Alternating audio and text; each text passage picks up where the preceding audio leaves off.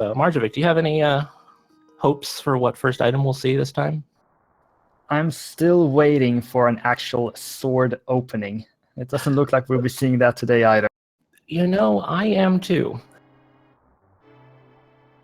Besides that, I've grown a bit tired of these bomb openings, as we see a bomb capacity upgrade in our first chest.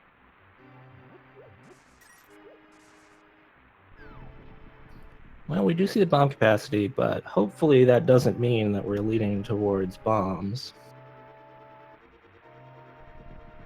Indeed, one can always hope. Besides that, what do you think are some of the standout features of this version of the logic? What I think is really interesting about this version of the logic is that, since we get these weapons right off the bat, we see a whole lot of things that we don't normally see. We have, guaranteed, in this case, we've got the hammer early. So that's suddenly something we don't have to worry about anymore. So it kind of opens up more things or different things earlier than version 28 used to.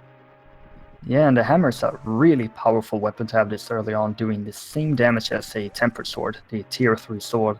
In addition to that, it picked up 300 rupees, which is going to be very good to have as they head into what is most likely going to be a Kakariko play following the escape. Yeah, that is the pretty much seems to be the standard approach, and I don't blame anybody for taking that approach. There are so many items in Kakariko, and having those 300 rupees means if for some reason you don't find bombs in Escape, you'll be able to buy them, no problem. Or, you'll have no worries about giving 100 rupees to the bottle vendor to get his item. So it's a really nice thing to see early on, I think. In addition to that, our players will be doing their best to look for bombs during escape. Of course, that mirror is a very nice item to have during escape. That mirror is fantastic, because if you get that mirror, once you hit the bottom here and you pick up Zelda, if you remember that you've got the mirror already, you can hit that mirror and get right back up already. We'll see if either of our runners remembers to do that. I know I've forgotten to do that before. We're looking at a very fast escape with the hammer and mirror in hand. Absolutely. I usually kind of think to myself, I'm not the greatest of runners, but I tend to think, if I have between a 6.5 to 7 minute escape, that feels pretty good to me. But this kind of one, we can definitely see under 6, I think, if we got the Cane of Samaria already. That's going to be something that both our runners, I think, are going to be very happy to see. Yeah, 3 very powerful and useful items very early on. They by themselves don't unlock any item locations right now, but chances are all of these 3 items will be required. Yeah, that's for sure. Hammer is part of our Dark World access, and the cane, it's not strictly required, but it's an incredibly useful item to have. But RanubrisTheBeard taking a little bit of a close call there with the ball and chain guard. He's going to go back and get a pot to finish that off. Yeah, he's playing that safe, and as stated, uses the mirror to go immediately back to the entrance. Jixson is also going to rescue Zelda and get ourselves our first shield of the run. Very nice. And yeah, going up here into the throne room just over 3 minutes feels really good. And both of our runners have remembered to go ahead and use that mirror. That's fantastic. They're still very likely to spend some time farming rats and snakes to pick up a bomb or 2. Definitely. You do want to see at least 1 bomb before we get to the end of Escape, because that allows us to get those back 3 chests in Escape, which we don't want to have to come back to get if we don't have to. That is indeed the case, and it is a very long walk back unless you manage to find the power gloves. See a arrow drop, not quite what they were looking for.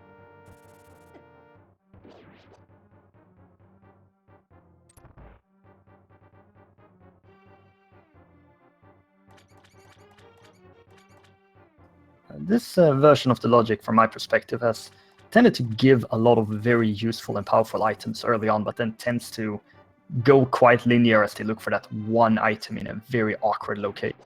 That's been the impression I've heard from a lot of people, and I've definitely experienced it myself. The beginnings of some of these version 29 seeds feel really front-loaded with tons of items, and then all of a sudden, you're feeling really good, and then all of a sudden, you're looking for that one last thing.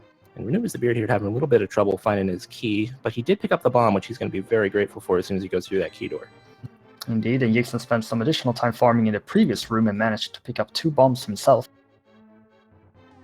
It's good. Both of our runners are going to be very happy to not have to come back here to escape ever again. When you start off here, you really just want to have it done right off the bat, and it's a good feeling to be able to open that up.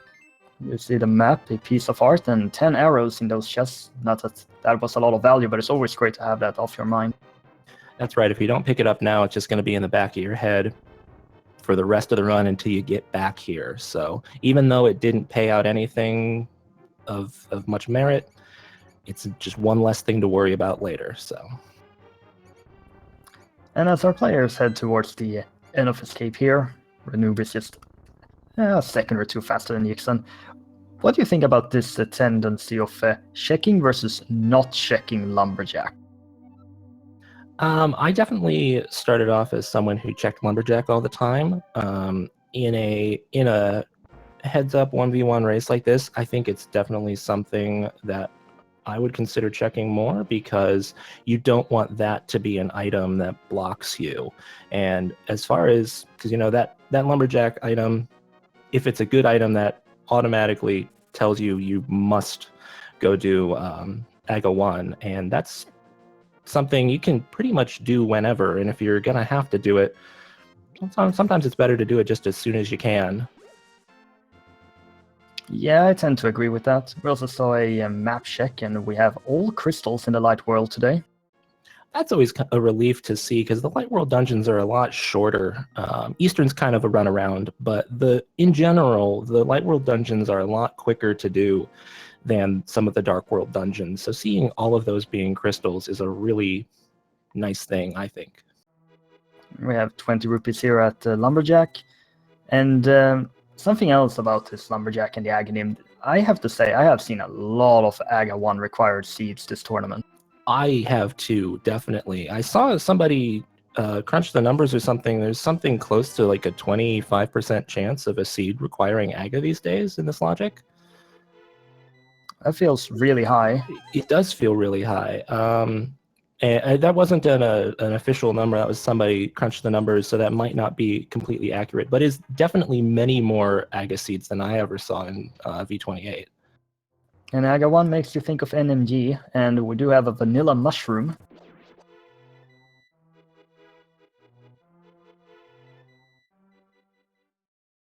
Still not seeing a whole lot here outside of escape. The mushroom is good because that does lead us into another item, and with having the hammer and the cane of Samaria already, we might see somebody try a fake powder. Oh yeah, absolutely. I have to say, I haven't seen a seed once where someone has done that, and I tend to forget that's a thing. So we'll see what our runners do as they wrap up going through Kakariko. Starting off here with Blind's Basement here, see a 20 rupees. There's our first sword of the match, a big capacity upgrade for the bombs, and the flute. That's very nice to find here in Kakariko. Well, finding the flute first thing in Kakariko is such a wonderful thing, because you get that and you can just release the bird right away, and just the map opens completely wide open. Yeah, indeed. Death Mountain is suddenly now available thanks to the hammer and mirror. That's true. There are a lot of items up there, and if we get a fire source somewhere here in Kakariko, we'd be able to knock out Hera as well. And we might not even need that fire source, depending on if the basement is required or not. That is indeed true. We'll be checking out the well here.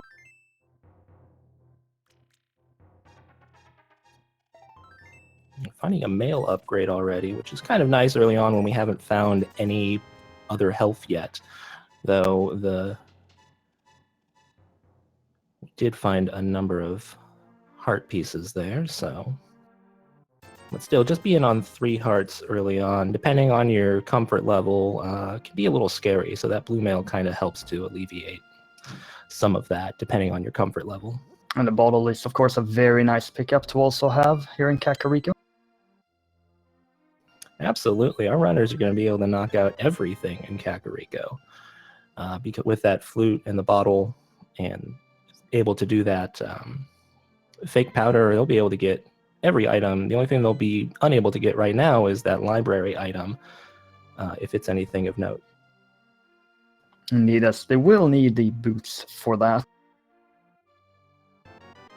And with the way the seed is played out, you tend to go to the pond South Shore area after Kakariko, but I wouldn't be surprised if any of our players decide to head up to Death Mountain.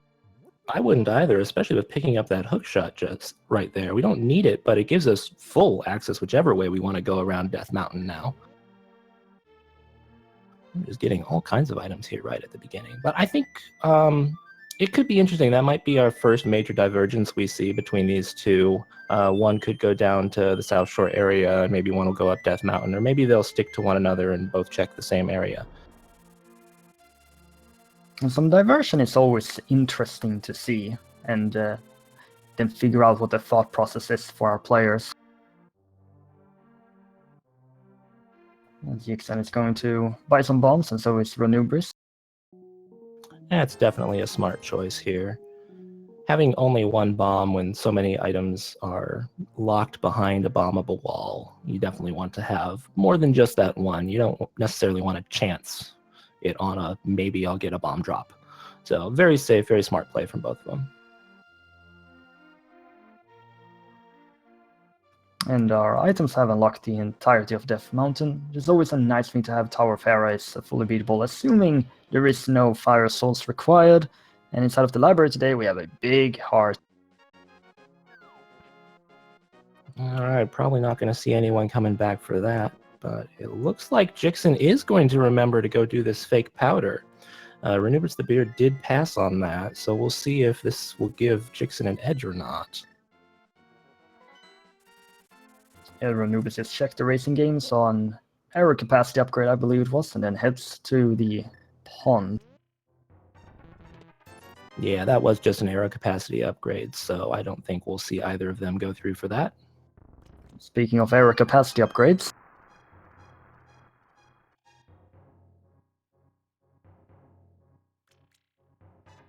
they're not necessarily a bad thing to pick up here and there, those capacity upgrades, but it's not really what you're looking for at all.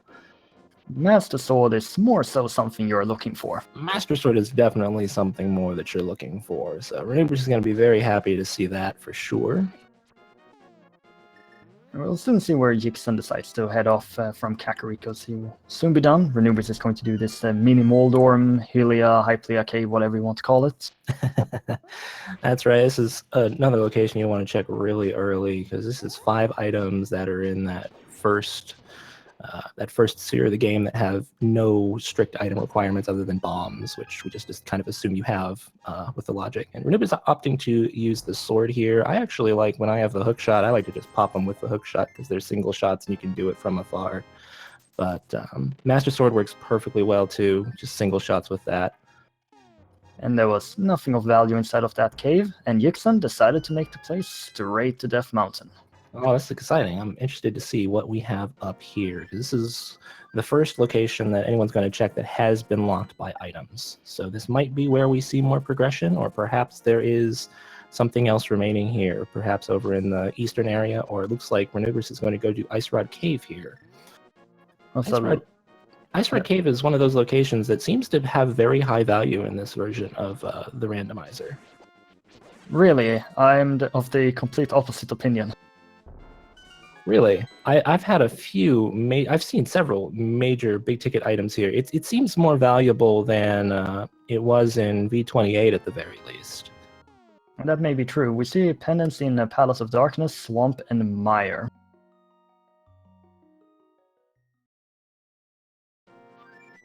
And I believe the red was in Ice Palace. I think that's what I saw.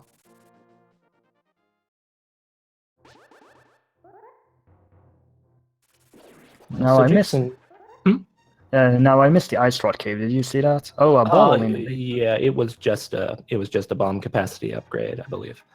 So no value in Ice Rod Cave today. And Jixson has found ourselves our second bottle there in the Tower of Hera's basement, and we see that it is not fire source locked. Yeah, very good. That's always nice to see. So we presumably he'll just go and finish this right now. Yeah, imagine that's going to be the case. The hammer is a very powerful weapon to have this early on. Absolutely, you can see it just taking out these enemies in just a single strike. Whereas if he was using that fighter sword, it takes, I think, a full 3 to knock one of those out, and it bounces you everywhere, and they're just a pain with the sword. So having the hammer for climbing up here is just wonderful. And in general, Ranubris is going to have a little bit of an easier time up here since he did pick up that Master Sword, but the hammer kind of nullifies that. We do see the map in the middle chest there.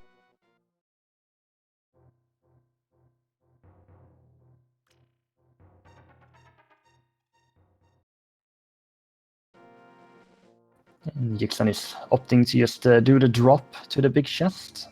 And he is going to find himself with the compass, and that puts ourselves in a 50-50 situation right now where the second item is. That's right. If it's not on Moldorm, unfortunately, we're going to have to find ourselves coming back here later when we do have a fire source, and that could be something that will kind of be nagging in the back of their minds until they're able to come back here. Is there anything in Hera Basement? But if Moldorm has the item, then we can just say goodbye to Tower of Hera and never set foot in it again this seed. They do have a lot of item locations over on the eastern side of Death Mountain and could easily route back should it be there. Absolutely, and we don't have any Dark World access yet. So if they are back over doing Dark Death Mountain, it'd be very easy to pop back over to Hera to get that item if they need to later on. And Jixson unfortunately taking a fall from the well-known and beloved Trolldorm. No matter how many times you fight him, he always surprises you somehow. And that's also one of the risks of using the hammer instead of the sword, that it's a bit harder to keep yourself on that platform. And we will see Trolldorm today fulfilling his name by giving the small key. Oh no. Well, we will possibly see Hera later then. And it's a very early first crystal, I would say. Ranubris is setting up this bomb jump. That's right. If you can do this bomb jump here, that means you don't have to worry about falling. It's a little bit quicker to not have to fall down. But if you take that hit there, you're going to have to deal with the fall anyway. That's very unfortunate. As indeed sadly the case. I imagine Jixson is going to start off with the very slow spiral cave. Checks the island and sees 3 bombs. Ranubris unfortunately not getting the jump, and he's gonna fall 2 floors. Oh no, that's gotta feel bad. I kind of gave up on doing that bomb jump after falling too many times. If you have the boots, it's a lot safer because you have a much further window away. But when you only have bombs with no boots, you have to be, I think it's only 2 pixels away from the edge to make that jump. There is a setup where you use another bomb to set up that bomb for the bomb jump. I don't know the specifics of it, however. Yeah, I don't know the specifics of that one too, but it's a very cool thing to see because you drop a bomb and like, wait, what are they doing? And all of a sudden they're just right there by the edge, drop the next bomb, and across the gap they go. So that's a pretty neat one. I don't see it very often though. And we saw Jixson picking up the shovel in Spiral Cave. We're getting our hands on those fetch quests pretty early. And so it's nice to get those out of the way. And if we do find some Dark World access here, could route that in with a world tour. Definitely. There's going to be something here soon, I think, that might point us. Let's see, what else other than the eastern area, which neither of our runners have hit yet, which that could have progression, or our progression could be over here on Death Mountain. Or a Genus Cave. There is always that one. That one is a last choice pick for a lot of runners, just because it's so out of the way. Though the flute does alleviate that a little bit. You can flute over to that number 6 location, and that saves you some of the walk. Jixson finds the 3rd bottle of the seed. I didn't quite see what was in the last chest, though. I think that was a piece of heart. I was watching Ranubris's Moldorm fight at the moment, which he cleans up very nicely and also realizes that there might be a trip to the basement later on. And Jixson Having not checked the southern areas yet of Hyrule, is going to go ahead and do that.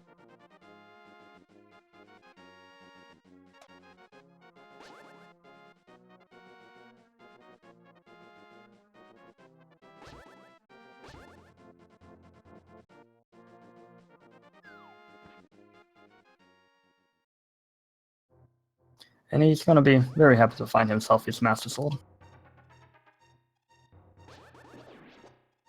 Definitely. He's probably going to be wishing he had done this before. Would have made things a little bit easier, or not. He didn't really have a whole lot of trouble with anything up there. Like we said before, that hammer is wonderful for having to deal with just about any early game enemy you run into. That's indeed the case. Still waiting for the mushroom check, I believe. Yes, we haven't seen the mushroom out of either one of them, which is very easy to check at this point because we have that flute. You can flute right over to the witch's hut and find out what it is. So we might see that from one of them before too long, maybe combined with a Zora check, which is not necessarily anyone's favorite thing to do right now when you don't have the flippers, because you can only get the one item up there. But we'll see what happens. We'll see where Jixson decides to head now. He could also do a fake flipper here since he got more than enough rupees to check Sora. That's definitely true. He would be able to get one extra item with that fake flipper if he wants to go up to the hobo. Unfortunately, can't get the ones in the waterfall without that moon pearl. But it looks like he is not going to do it yet, at least, and he's going to go over to the Ice Rod Cave as well. So our players is checking the areas that the other one has already checked, and then we will see where we truly have to go to get some progress here. That's right. So I think we'll probably see someone go over to the eastern area after they've finished wrapping up these locations. That seems like the most item-dense area we have left right now. It is indeed the most item-dense area. On the other hand, the mushroom is a very fast check with that flute, so wouldn't be too surprised to see that first. That is true. We'll see where they go. We're both going to have flute in hand here. Jixson is gonna check the shovel location. All right, so we'll see both shovel and the mushroom here. Today we trade in the mushroom to get 20 rupees.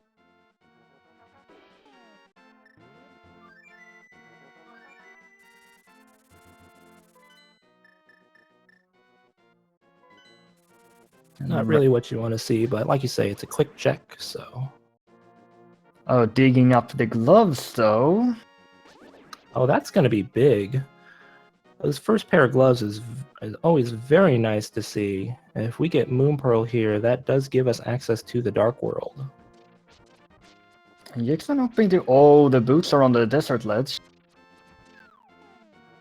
Oh, well, we are going to want to get in there as soon as possible, most likely. Everyone likes to see those boots. And Jixson's making a bit of an awkward check here, I'd say, over to Agena, as the bow is with Sahasrara. What a location for that. If Ranubris is comfortable with his dark rooms, which most people are comfortable with the first one over in Eastern, but maybe not so much the second one, we might see just a full clear of Eastern right now. Oh yeah, absolutely. And I believe that's been the item locations checked, so the gloves and the bow are the ones that have added additional progress right now, but they haven't actually opened up any real item location. That's true. They haven't opened up anything by themselves. They're definitely useful to have, and they'll help when we get just a couple more things, but by themselves right now, they don't really point us anywhere. The gloves could point towards Sora. That's true. We can actually pull that up now, and that would put Zora fully in logic. But Eastern, of course, there are more item locations here, and you don't have to be ripped off by 500 rupees as it tends to be. And see, I think we just found ourselves our Dark World access. That does appear to be the case, so we are probably going to be putting off that potential Zora check for a while then. because there are so many more things to do. Although, like I was saying earlier, with that Moon Pearl, it makes the fake flipper a bit more attractive because you can check that waterfall cave now. And I've seen a lot of players, once they get Dark World access, they don't head to the Dark World, they actually do a sequence break, usually up to Death Mountain, which they don't have to do this time, but I would not be surprised to see a sequence break to the Sora region. Absolutely. We'll see what both of our, looks like Jixson is going to be heading into Eastern as well, so he'll pick up that Dark World access. And Ranubris is likely going to finish off Eastern here, and then he has to do his own digging to get the gloves. That's right. Hopefully he remembers to grab that location right away for his sake. Messing up the despawn of those Stalfos just a little bit. Gets 3 instead of the 2 we're going for. It's still better than the 4, I believe, which is default. He's doing some very is. nice navigation here with the hookshot. Definitely. The hookshot is a very nice mobility item. You can get around a lot of places with that hookshot. There's so many things that you can hook onto.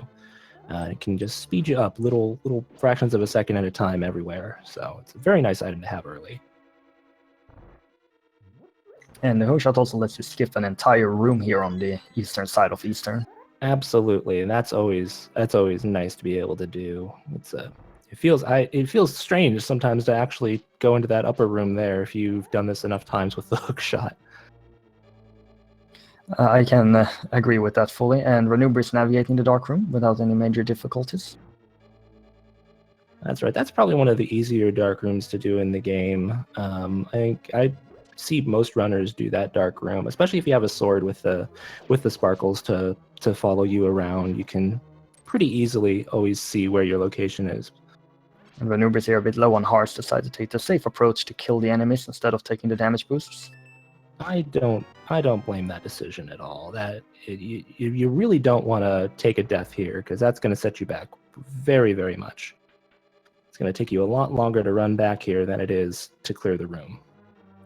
Now Ranubris not using hookshot there on that Sahasrara tablet on the wall, which you can actually use. Can you really? I did not know that. I believe you can. Someone told me that a very long time ago, but it's so rare that you even see that happening in the first place. Well, it's a good thing to know, though. It can speed things up just a little bit. Ranubris is going to attempt this dark room here in the back. He's found the enemy, just to get an arrow in. I do really like this strategy of firing an arrow at them so you can see the arrow move towards you. He did engage the other one, though, which kind of set his plan out of motion. I heard the sound of a key.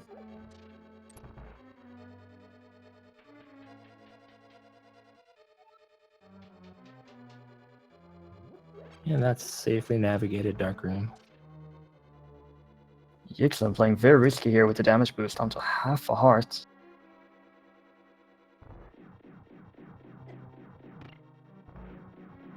He's going to pick up that health in the pots, though. That is scary to do, be that low on hearts there when you're going for that, because they can accidentally clip one of those anti-fairies if you aren't being careful enough with your movement there, even after you've hit the switch. It's indeed true, you can't actually push down the switches while you are invulnerable. Let's see if Ranubris can get this Armos fight here fast enough, and yeah, it looks like he's got this without any problem.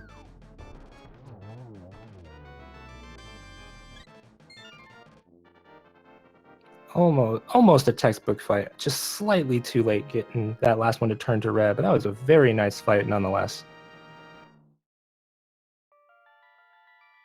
And now we do hope that he will check the shovel location to grab himself his Dark World access. Jixson opting to not finish Eastern, however. Perhaps he's not comfortable with that back dark room. And there are a lot of locations that are open now, so... It's indeed true. can start by checking out the item locations in Skullwoods, head into Village of Outcasts, do Thieves Town. He's got the hammer, check all the item locations.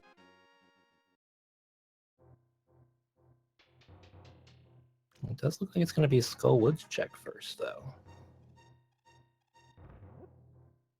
How do you feel about this Skullwoods dip in this latest version of the randomizer?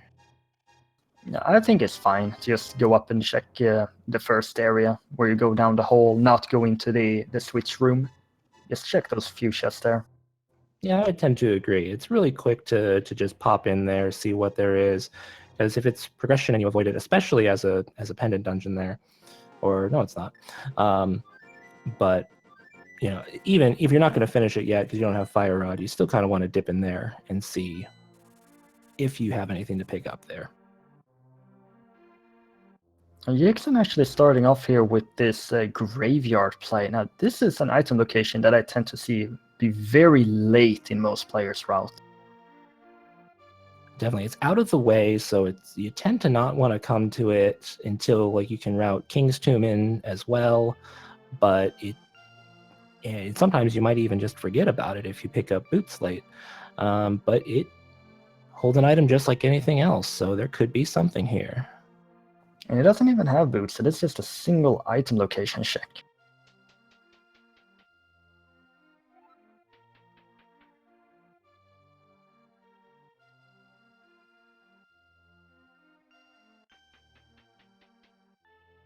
I missed that completely because the stream was stuttering a bit for me.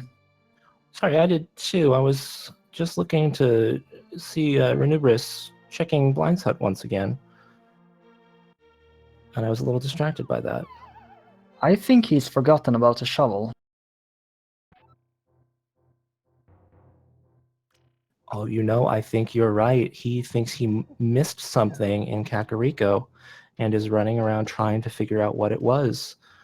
That shovel is something it's kind of easy to forget about picking up because you only use it for that one location. It's not used for anything else in the game, unless you want to dig for items, which is not a very reliable way to find items.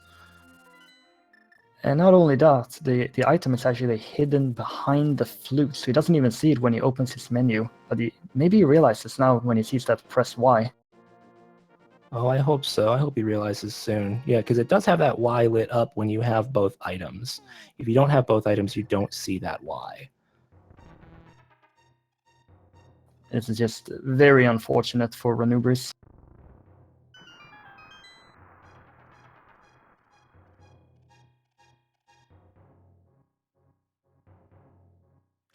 He will continue running around checking locations until he hopefully discovers that it's in his inventory. Meanwhile, Jixson is checking out Skullwoods now that he's done that graveyard ledge.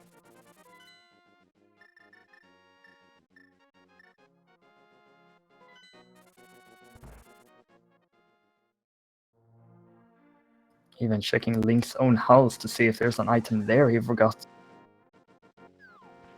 Oh no, is he going through escape again? That does look to be what could be the case here. It's just really sad if something like this is going to decide the outcome of this race. He is checking all those escape locations again, it looks like. It is sad to see something like this for two runners who up until this point were very, very close, doing all the same checks, having the same items, just missing that one fetch quest item could add a lot of time onto Ranubris's run here. But Jixson taking a death over here in Skullwoods, I think that was intentional. Yeah, that looked like a death warp to me. It was just going in and checking the switch chest and then taking the death to come back out faster. Yeah, and I think he was a little low on health there, so sometimes you want to take that death warp rather than using the mirror if you have it, just so you can get a little refill on your health. Dying in that outdoor bit of Skullwoods is never something you want to do. It feels very bad because that pops you back into the light world and you have to walk all the way back around to get back to the dark world. Oh yeah, absolutely. It's a huge time loss. We're checking out the sea house here and find our first medallion of the sea. That's gonna be Bumbo. Yeah, that's very good. Possibly we'll only need one of the medallions this seed since we do have a pendant in Mire. We haven't seen yet what that pendant is going to be for, or medallion is going to be for Turtle Rock. Probably won't see that until we get mitts out of one of these players and they get up there. It's indeed true. We're still looking for a fair amount of items in the seed. So if you're just tuning in and wondering what Ranubris is doing, he has forgotten that he has the shovel.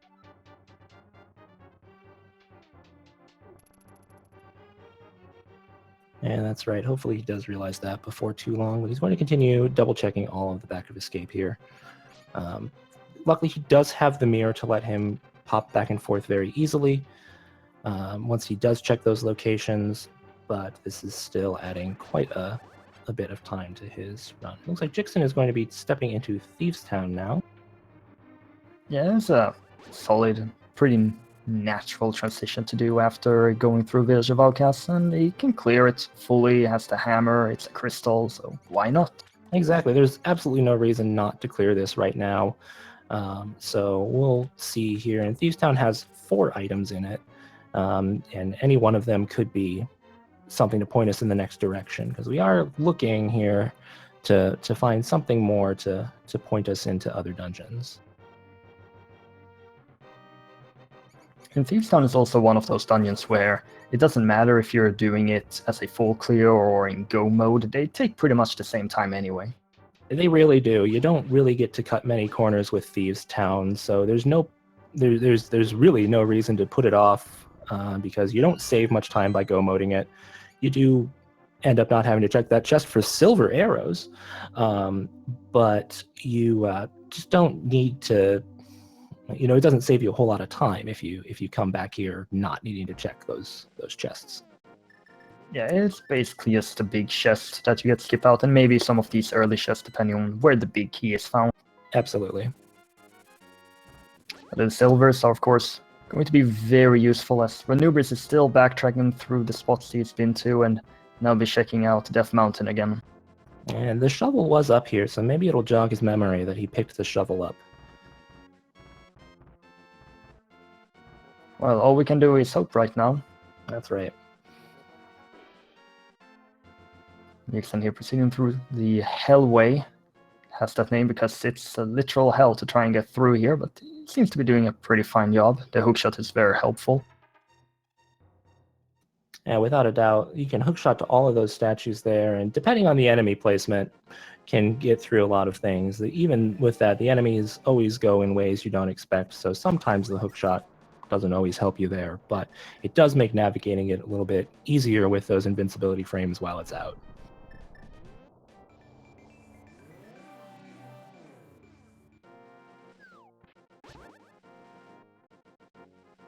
So Ranubris is not going to check Tower of Hera, however, and that is good that he at least remembers that. And yes, that is very good. That could be another big time sink here. Looks like he probably will be, I'm assuming, dropping down to look through Spiral Cave again and then check Paradox.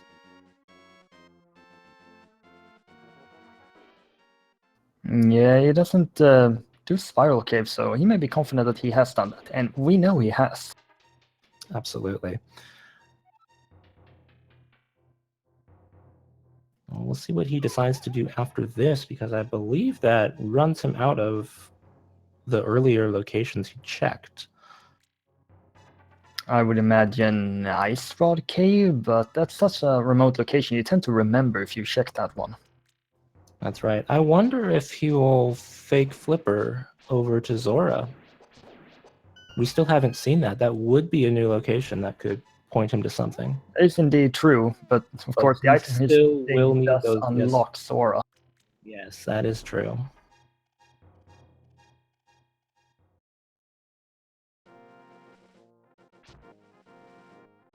And Jixson hasn't found the small key here for Thieves Town, so that means the small key is in the big chest. Or it could be on blind, I believe. Yeah, that is also true. And that's the my least favorite place to see that small key, because that means there's an item locked in the basement you have to trek all the way through the dungeon again to go get.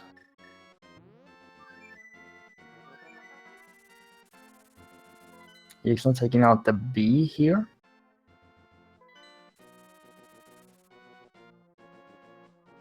Is an interesting choice. Unfortunately, the bead does not actually do any damage to blind. And Ranubris is going to do the fake flipper to Sora. Or possibly somewhere else.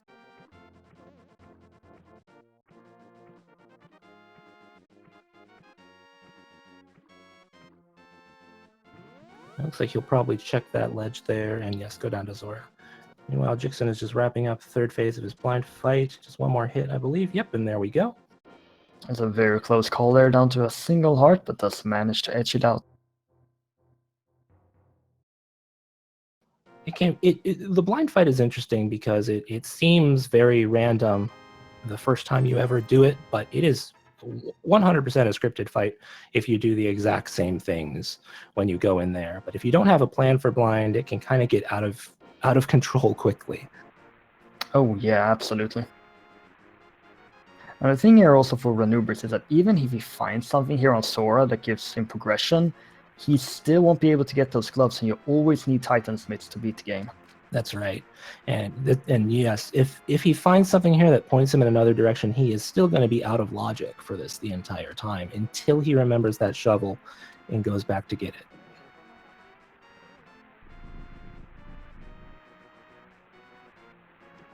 Well, we got a dig game from Jixson. Getting robbed by Sora. It seems to be the way of it most of the time. Zora very rarely seems to actually be holding an item these days, except for those few times that he is. That sounds 100% logical.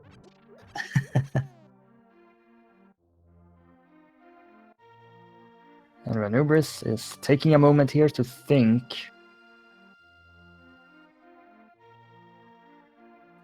The dig game just showing up 3 bombs for Jixson.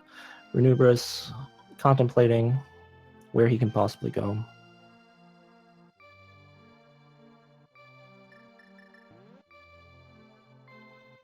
Brings out the flute again, and that is not the answer.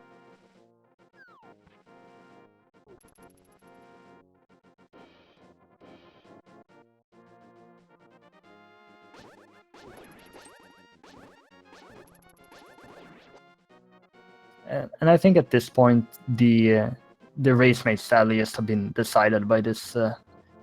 I regret to really call it error as much as it's just an item you forget that you picked up that is then hidden behind another item in the menu.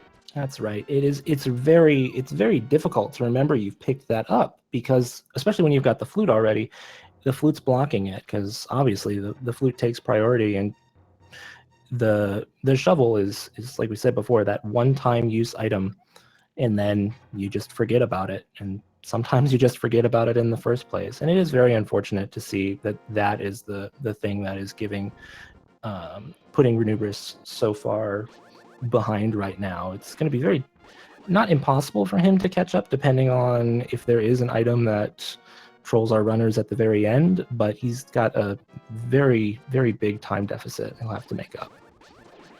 And he's going back into Eastern, a dungeon he already full cleared. And we see Hype Cave being its usual self.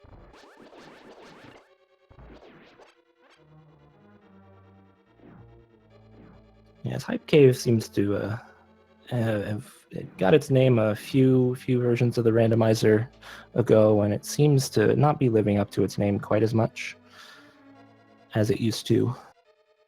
Yes, I remember watching last year's spring tournament, and Hype Cave was basically always at least 2 progression items.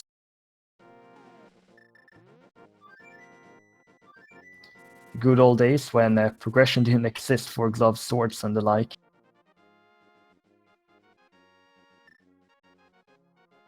So Ranubris is continuing his thinking here. He didn't go into Eastern, and that's good. He's double-checking the mushroom now to find the 20 rupees, as Jixson is checking out this pyramid.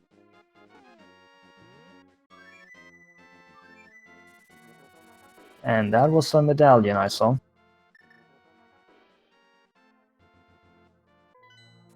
We got ether as well. We just have one more medallion to pick up, and then we'll guaranteed have our way into Turtle Rock once we're ready to do that.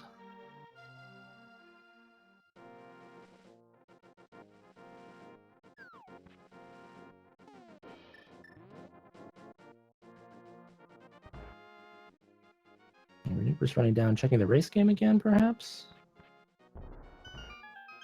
That seems to be the case. He's even taking out the bomb beforehand. And the Jixson is going up here to check Catfish. And Catfish is always a very difficult location to get in, but since he has the mirror, he can do this and check Sora as well, which makes it really good.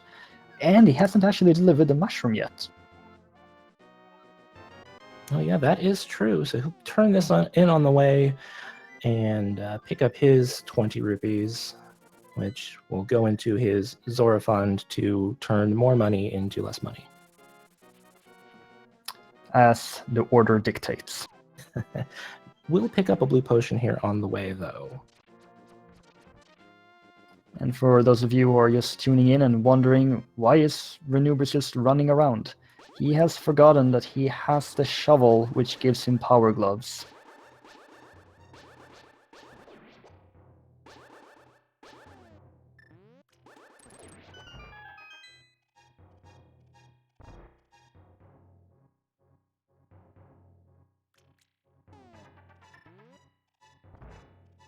I have to say, I'm quite a big fan of doing this pyramid into Catfish check, because otherwise it is very difficult to get this item location in. I think so too. There's just Catfish is really out of the way, it feels like, and you want to check it a lot. Well, you don't want to check it a lot of the time just because it's out of the way. Sometimes doesn't turn up anything, but it does turn up something today with that lamp, which finally gives us that fire source we've been looking for. Indeed, that's very nice. Now, I don't think Jixson is going to head all the way over to Tower of Hera for that one basement item, but this may lead him to go and finish Eastern. That's true, yes. I don't think the play up to Hera would be what he would do right now unless he literally has exhausted his other options. It's not really somewhere you want to go. It's out of the way for a single item, and getting into that basement is time-consuming. I believe Ranubris have soon checked every single item location twice. He's going back to double check, make sure he didn't miss anything up in the Lost Woods. And very rapidly, we'll be running out of item locations to double check. And perhaps finally have his memory jogged about that shovel.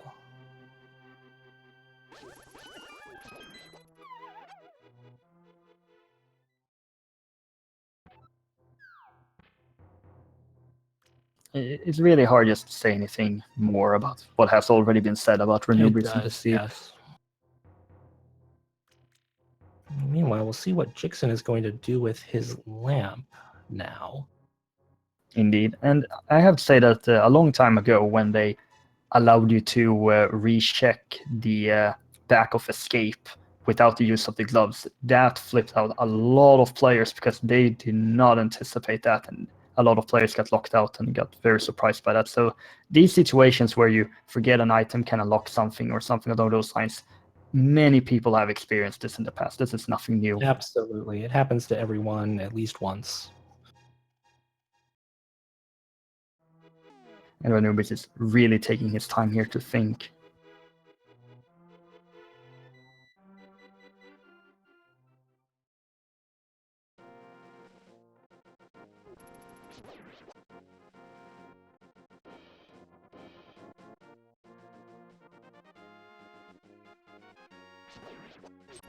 Jixson here is opting for Pod and Eastern. Now, Pod is a regular pendant, but it's still a full clear with that lamp.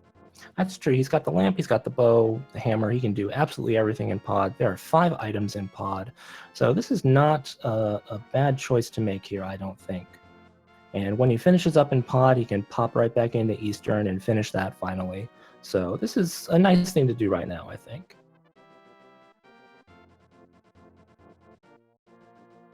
And yeah, just clearing out Pod using the mirror to go back and clear Eastern gives him that crystal. It's a nice number of item locations that he's checked. And I don't believe there is too much more that's actually in logic right now, other than the Hera basement that we spoke of earlier. Indeed, that is true. I believe Spy Cave, I mean, if you use the bottles, it's open. Yeah, I think the only other spots Jixson hasn't checked that he can get to would be Spike Cave with the bottles, or I don't know. Jixson did check the graveyard ledge, so Jixson is fine on that.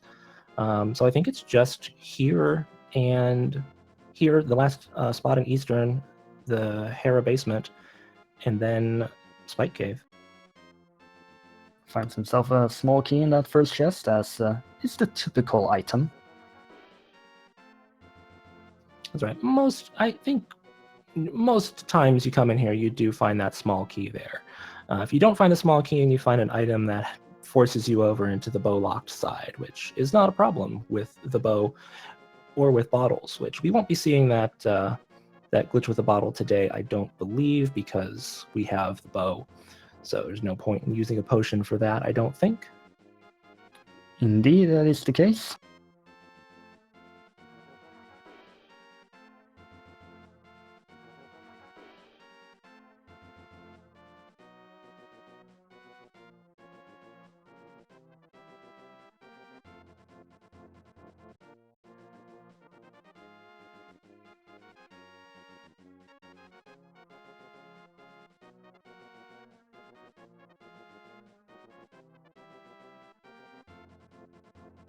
Jixson continuing to route his way around Pod here, trying to find anything, trying to find, hopefully, item that'll point him in the next direction. Okay.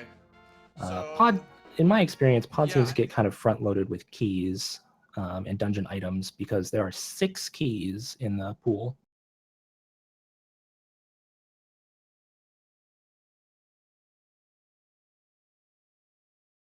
And I'm seeing here in the race chat that RanubrisTheBeard didn't finish. Yes, it does seem to be the case. Just could not remember what item was left. And after checking everywhere, it has to be very disheartening. You really can't blame anyone for wanting to throw in the towel at that point. Indeed, it is very disappointing, but you still have to give him lots of props for coming here and allowing us to restream this race, which likely puts additional pressure on our players. Oh, definitely. Yeah. Really, really fantastic run from him up until the point where he started running everywhere. He really did look very good.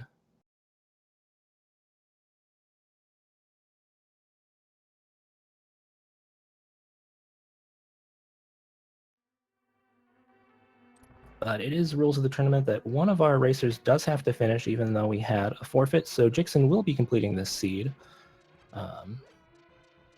Yes, I'm getting confirmation now that RanubrisTheBeard has forfeited, but Jixson will still have to continue.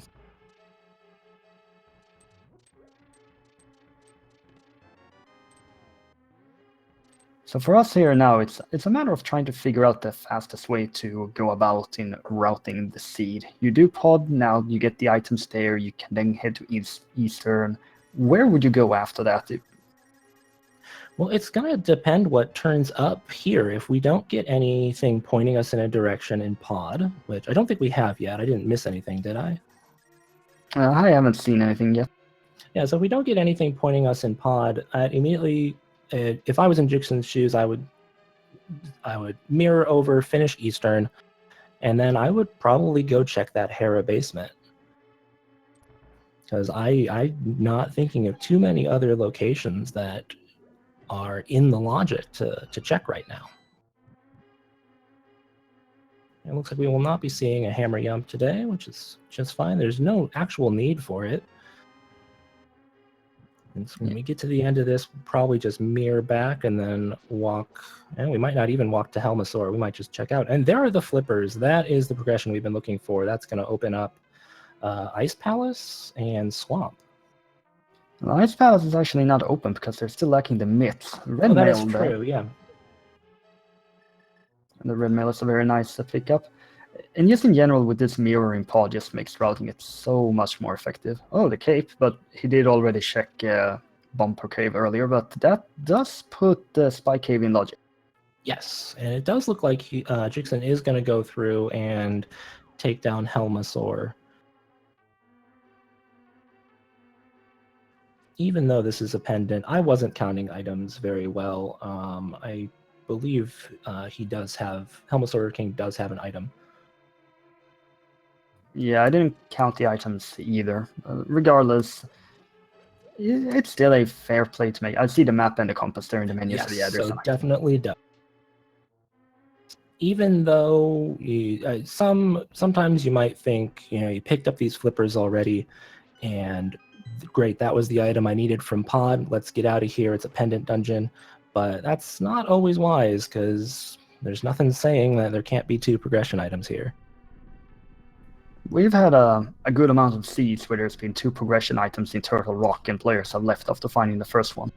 Absolutely, and that hurts as a runner to do that, because you leave and you're like, it's probably okay, but it hurts then when you come back in half an hour, 45 minutes to get that one item you needed that happened to be on the boss or on Laser Bridge or whichever place you left.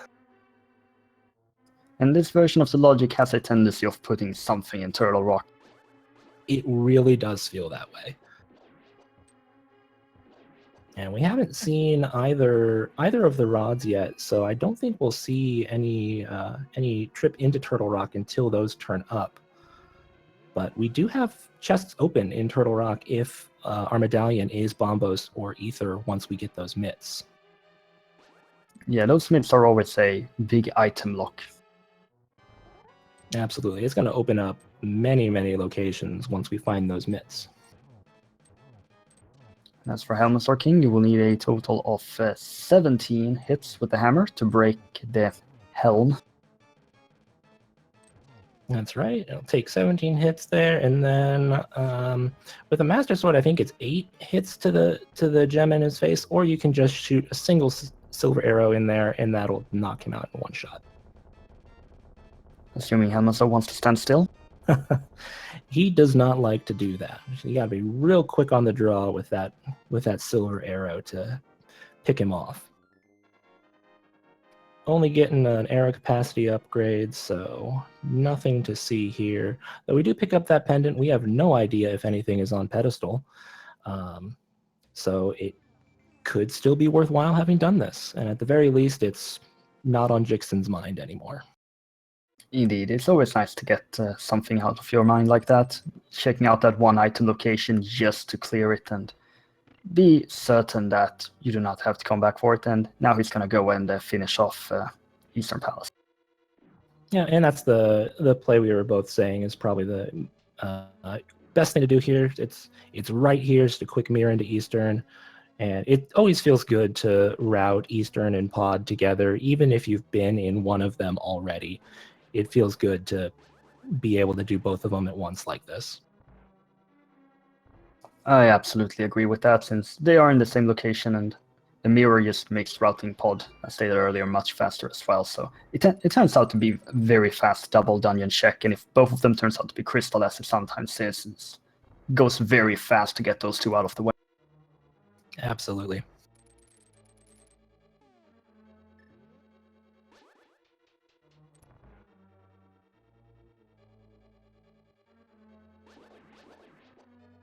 Jixson still utilizing the hook shot to help with the navigation, as the boots were on Desert Ledge, which is still inaccessible. I'll be interested to see if once either the book or the myths show up, if Jixson will make a beeline for that Desert Ledge to pick up those boots, because those are very nice to have.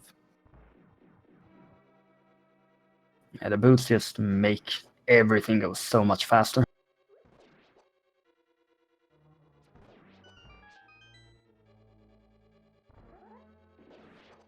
So with the flippers and the hook shot and the mirror in hand, Swamp does seem like the logical play to go after this.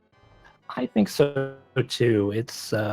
Swamp is somewhere that a lot of people would much rather go mode than just run in and try to do everything, because Swamp is kind of like Pod, a very kind of roundabout dungeon, but you can't really use the mirror to speed things up in Swamp like you can for Pod. But it's 6 items, and it's kind of feeling like the juiciest location to go, even though it's the green pendant. Green pendant does make it 7 items. The flippers were the only item that was acquired here, so not many other item locations are available. Yeah, it does seem like the seed is kind of pointing to Swamp right now, so we'll see if that's what Jixson goes for. And as we're hitting the 1 hour mark here for new viewers that are tuning in, the reason for Ranubris forfeit was that he forgot that he grabbed the torch over an Eastef mountain. Not the torch, what am I saying? The shovel. And the shovel was the necessary item to get the gloves. And after rechecking every single possible item location, he still didn't figure out that he had the shovel and call it a forfeit.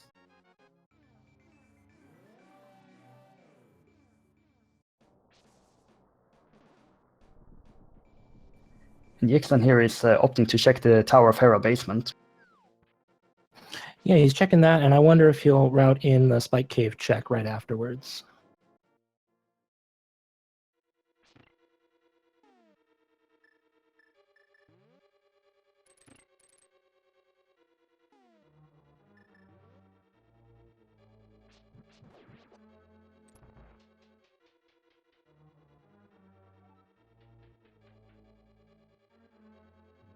I see him pulling out the cape going into the basement. Is he going to use the cape wall pull strats?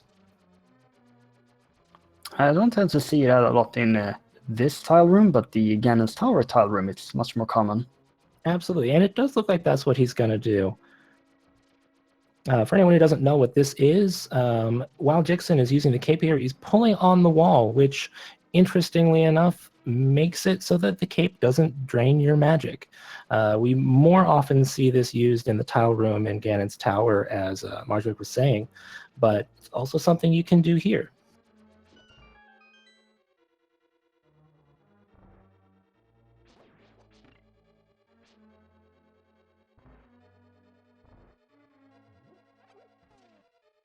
And just finishes off the last one so there with some slashes, and we'll be using the lamp here and finally figure out what this second item here in Tower of Hera turns out to be. We're gonna find ourselves with 20 rupees. Unfortunately, that's not the progression we're looking for.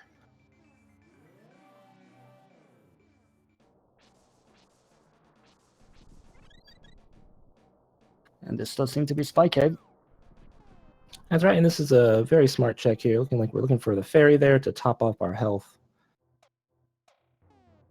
Spike Cave is one of those locations you don't really want to come back to. You don't want to come up especially for Spike Cave, because it's kind of out of the way. So being able to route it in with this Hera basement check is very, very convenient for Jixson.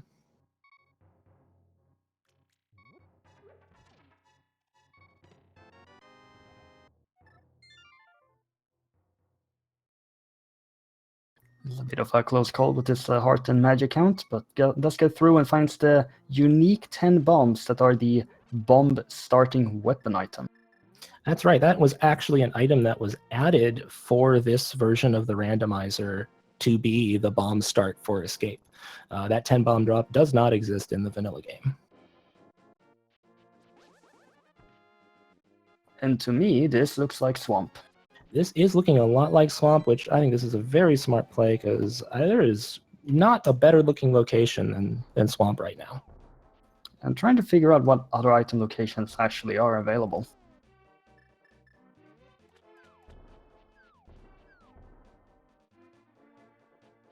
I honestly think it might just be Swamp really might be all we've got at the moment. Because everything at Sora was checked. Yep, we checked Zora. I don't think Jixson had the I don't think either runner had the fake flipper to Hobo, did they? I was just going to mention that. I can't remember Hobo. I don't think we did, so that is a location that Jixson's progression might be if Swamp turns up to be a bust. I don't think Swamp will turn up to be a bust. I have a pretty good feeling we've got an item in here. It's 6 items and the green pendant. Yep, either in here or on that green pendant. I'm thinking we're going to see either the... I'm thinking we're going to see the mitts in here, personally. In which chest? Oh, it's probably going to be, you know, it'll be over in the on the left side in that vanilla big key chest or something. It'll be the last thing that Jixson checks, because that's just how the randomizer seems to likes to be. I'm gonna guess that our item is in one of those two sunken chests in the northern part. That is a much better location to see that. And we got the powder now, which is nice, even though we've got the powder item already from that fake powder. Powder will let us turn anti-fairies into real fairies and dead rocks into little blobs that we can actually kill.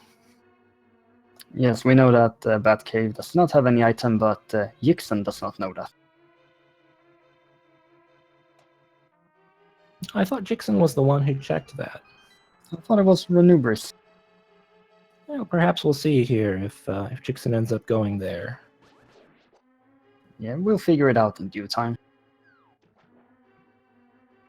Regardless, there wasn't anything of value there. That's right. So we're still looking for our progression here in Swamp. And now that we're getting past this room is really where we can start finding items. That first item is always going to be the key to get down to the basement. And that bomb room item was just wasn't anything of particular note, being the powder. Not good for our progression. But here we're going to finally open up to find some of these items that Swamp has. And Swamp is rather unique in that the big key can actually be anywhere.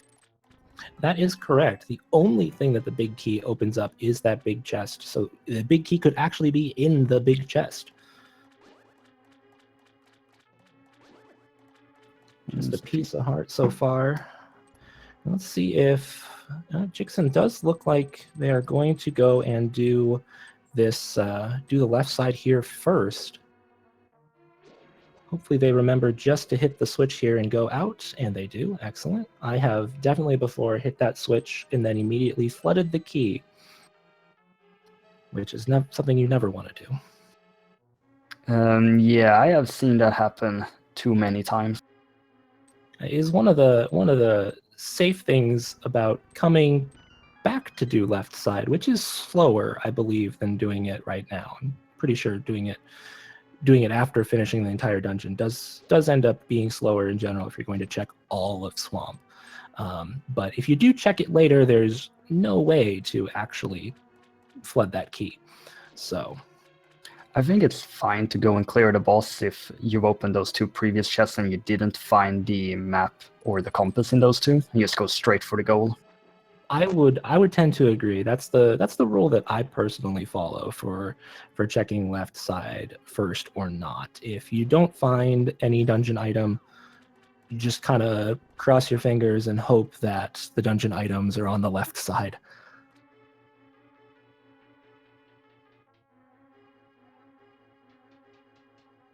But it is a... Do continue. I think it is a relatively quick check here. When you do have the hook shot already, obviously, it's pretty quick to check both of these chests while you're on the way. Obviously, if you could skip it, it would be a time save, but we'll see what they are here. Indeed, we start off with a big heart.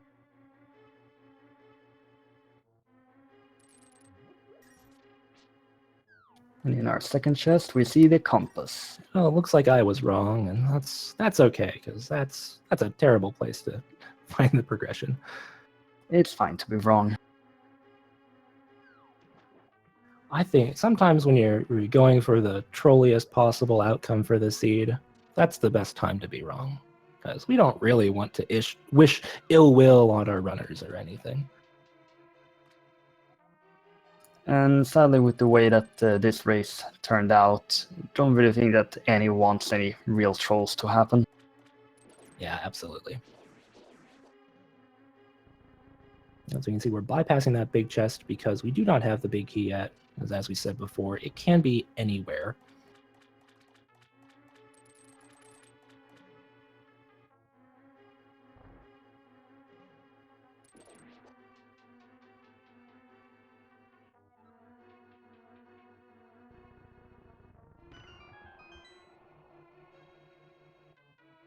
It is pretty interesting in Swamp that there's a whole room that you never have to visit.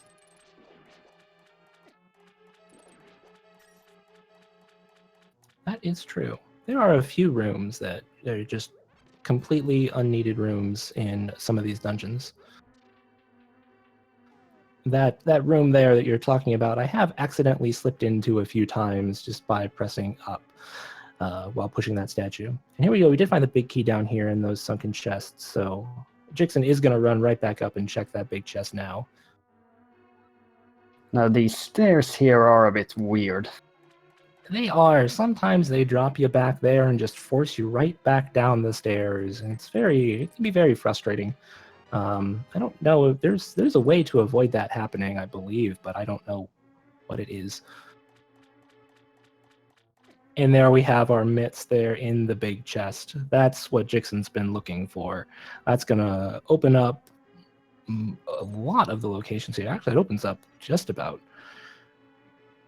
That opens up all the rest of the dungeons. Indeed it does, and with that he can get the boots on the desert ledge, gets access to desert, and yeah, he has access to every single dungeon, but there are some of them that he cannot beat. That is correct. He may not actually have access to Turtle Rock, depending on if that needs Quake to get into, because he has not yet found Quake, and that's the same for Meyer as well. So what do you think? Where do you think Jixson is going to head here after he finishes Swamp Palace? I think he's gonna go and grab the boots and then do the Meyer area, see if he can get into Meyer, but more likely is doing desert because it's a full clear. That's exactly what I was thinking. Is I think as soon as he gets out of here, we're going to see a mirror and a flute over to that Meyer location. Check the Meyer shed, checkerboard cave, and then pop over and get those boots and clear desert. Now, Argus is not a particularly difficult boss, it's just annoying and time-consuming. Absolutely, especially when you only have the Master Sword, because each of these puffs take 2 hits to kill with the Master Sword. You can kill them with a single charge, but that also takes a little bit of setup to do. And Argus is pulling some of those puffs away with the main body. But we are finally moving into the second phase. Looks like Jixson's going for the silver arrow kill. Only a And single gets it. one. That's a very nice snipe. Tends to be quite difficult to hit Argus sometimes. That is definitely true. The silver arrows have just a little bit of a delay in starting off, and if you don't get it just right, it can just sail right past Argus, and then it can be difficult to line up that next one.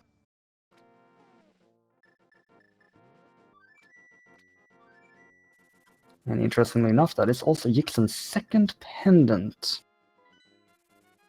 Yeah, with how early we saw that first pendant, we thought we would see another one. I certainly thought we'd see another one much sooner than now, but this seed has kind of been giving him the runaround on ability to clear dungeons. Indeed, the flippers were in Pod, I believe. Yes, that is correct. And that opened up Swamp, which in return gave the Myths. So that is 2 required pendant dungeons. Yeah, it looks like Meyer is Bombos, so we will be able to go into Meyer if we're so inclined, but I suspect that is going to be a kind of last case scenario for Jixson, because there are so many other places. Oh, we got the fire rod here in the Meyer shed. The fire rod alongside the 3 bombs there. And that is our first of 2 rods that will be required for this seed. That is correct. The ice rod is, of course, only required. The only thing that the ice rod is required for is killing Trinex, but you absolutely cannot do it without the ice rod. Checkerboard for the day with a lot of money. Jixson is a bit hesitating if he wants those or not. Yeah, maybe thinking that could want to stock up for just in case needing potions later. Do have all those bottles we could fill, but ultimately deciding, nah, I don't need those. So the fire rod does allow Mafia to be killed and also makes Ice Palace much nicer to visit. Absolutely. We can see going into the left side here, desert. This is my favorite way to go into desert personally, especially when you have the mirror, because you can just keep popping back there. It's very convenient. It almost feels like in Randomizer that is the main entrance.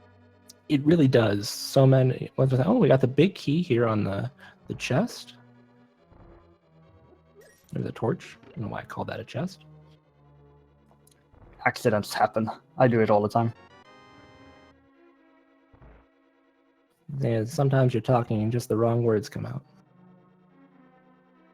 Yeah, humans are interesting, and the big key leads to the small key. So that's all the keys we're going to find in chests. That small key opens up 2 more chests over here, which Jixson is definitely going to check. And we're still looking for that ice rod, and potentially that we're looking for Quake. That's right. I wonder how soon we'll see a check for Turtle Rock. I suspect it's going to be one of the last things on Jixson's mind to do out of what just opened up, because if we can do Turtle Rock last, that means we can zip right over to Ganon's Tower. That is indeed true. Now, I don't remember how many items were acquired in Skull Woods, do you? I want to say we only got 1. Yeah, I'm not gonna confirm or deny that because I don't remember. Yeah.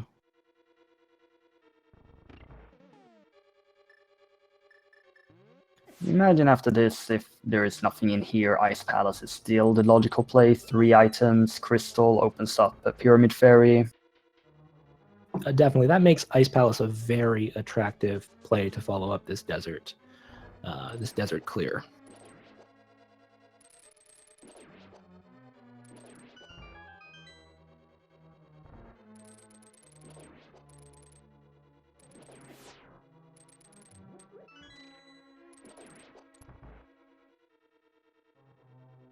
Do you prefer Fire Rod or Silver Arrows on Lanmolas? Personally, I do like the silver arrows because it's just single shots. It is a little more difficult, I think. The fire rod, like I was saying about the Argus fight with the silver arrows, they've got a little tiny bit of a wind up time.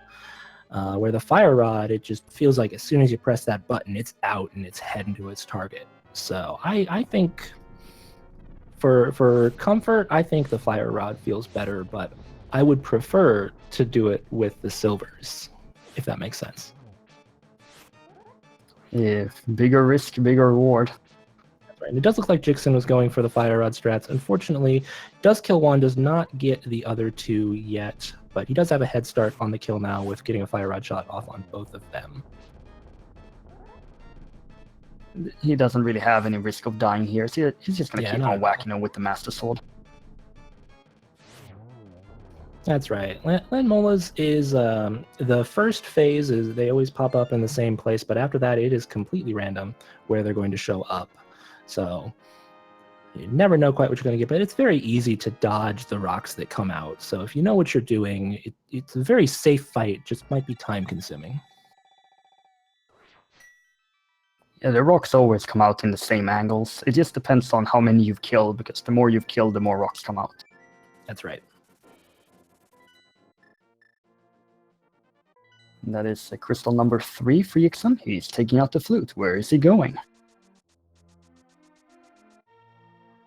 It looks like he likes the sounds of that Skull Woods play. Or perhaps he's going to do all of the overworld locations down here that the Mitts opened up, grabbing the grabbing the blacksmith and the hammer pegs. The full Frog World Tour. But it does look like he's going up into Skullwoods instead. You can always route around to do that after Skullwoods. Absolutely, yeah. There's no reason there's really no reason not to do Skullwoods right now. It is one of our crystals, and he can route it right into those overworld checks if he's so inclined. So. And he also has both Bonk Rocks and King's Tomb available to him now. That's true. He could also very easily do those afterwards.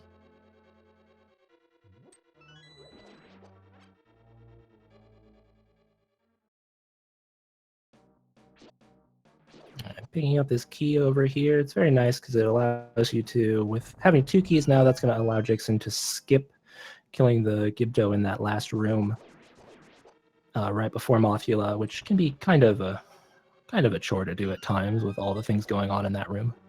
Also potentially saving some magic if you decide to use the Firewall on it. And Jixson is doing what a lot of people I think would do, and just skipping that chest down there for right now, possibly going to come back and get it later in case Mothula doesn't drop anything. And using Ether to clear out this room. It does save a bit of mana, and I believe this is still faster than using the Master Sword. Oh yes, definitely. I believe so. He just wants as much magic as possible for the Mothula fight without losing too much time in that room. I don't blame him there. If you use Fire Rod to knock out all those Gibdos, it can take a lot of magic. You'll end up with almost no magic if you don't get any magic drops from them. Let's see how nice Mothula is today. Yeah, going for a Master Sword spin right off the bat. Not actually using that Fire Rod at all yet. He's getting some nice hits in here. Yeah, it's very nice. You could play that very aggressive with his heart count and red mail. Absolutely. Yeah, Mothula is a very interesting fight because depending on your equipment, it's either very scary or just kind of something you brute force.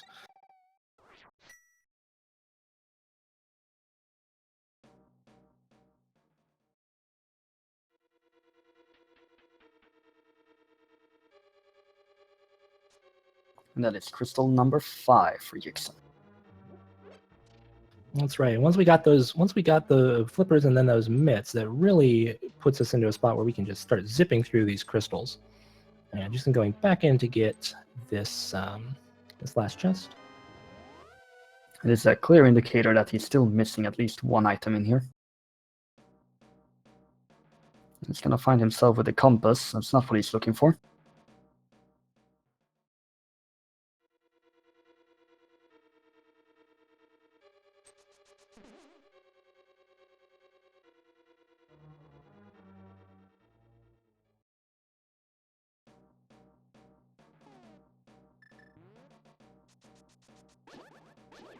And he's already cleared those. I don't believe he got the big chest. Yeah, you got the big key from Mothula. Yes, so that's probably where he is going now. And this does lead itself very well into the Bonk Rock graveyard area. Oh, definitely. I think that's very possibly what we'll see happening next.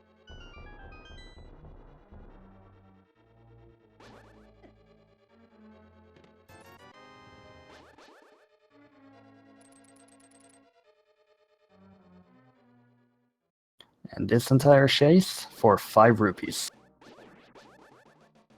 Not really what we were hoping for, but Jixson is just playing this very methodically, clearing out every single item location he can, not taking any risks.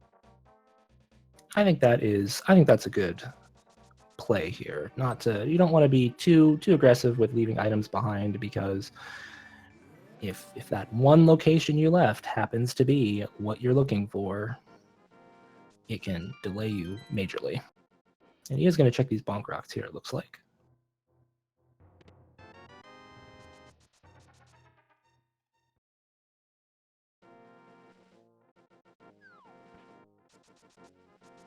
That's a nice item to see. That is a nice item. That is a little bit of a trolley item to pick up right after finishing Mothula. I think a lot of people like to have that tempered sword for Mothula, because Mothula takes a mere 4 hits with that tempered sword.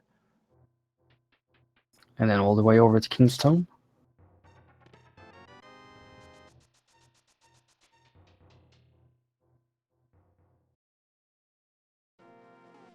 He's gonna find himself with the final bottle of this seed. That's right, and that's nice to pick that one up with a fairy, just in case something goes amiss later on. You've got that additional safety that you can fall back on. Warping to Link's house, I think we might see... no, maybe this is an Ice Palace play. Yeah, I think this is Ice. Or Sahasrara? Yeah, we did pick up that that green pendant. But no, looks like we're just taking a little bit of a roundabout trip to this entrance here. Maybe he's checking that hobo now. He is indeed doing that. Case. Jixson is a quite new player. He's played Randomizer for about 3 months, and it's a lot to learn in this game. Oh, absolutely. There are so many things and to pick up, and there are many optimizations that some players do that you just can't. You can only learn so many of them so fast. So, he's still, for only playing for a little while, still doing a very good job here. And with Hobo just giving a quarter of a heart, he takes the flute. And I think he's gonna check out Sahasrara now. So he may have just been a bit indecisive on which item to check first. That could be. It looks like it's just going to be a little bit of cleanup of these smaller, these one-off item locations here, before doing something, maybe making that Ice Palace play, for example. Green pendant today, just a little bit of love.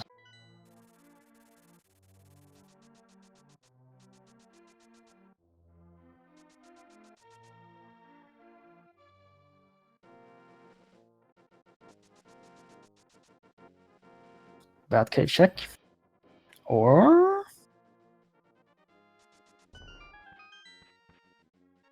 Like he's coming back to pick up that, I think this is a full heart, wasn't it? I think that was a full heart. Wow, he's playing this as safe as possible. Yeah, that's right. And some racers will opt for picking up as few hearts as possible, but especially if you're still new to the scene, not very comfortable with some of the harder areas of the game, like Turtle Rock and GT can hurt a lot, even with that red mail, if things go just slightly wrong. So more hearts are certainly welcome. Oh yeah, absolutely. A Link to the Past is not an easy game. Absolutely. Some of those spots are very unforgiving. Looks like perhaps now we're going to see that blacksmith check in the items around there. Yeah, I think it's finally time for the tour.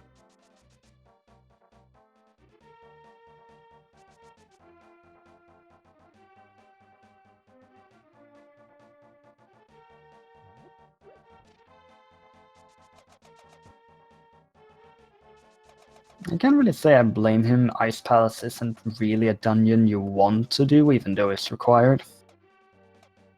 That's right. Ice Palace is incredibly fast in go mode. You can zip through there in no time at all, because Ice Palace is another one of those, if you take a certain routing, you do not need the big key. So you can just zip right through it. He keeps on finding these nice hearts. That's right. It's going to be a very, very, very comfortable late game for Jixson, it looks like.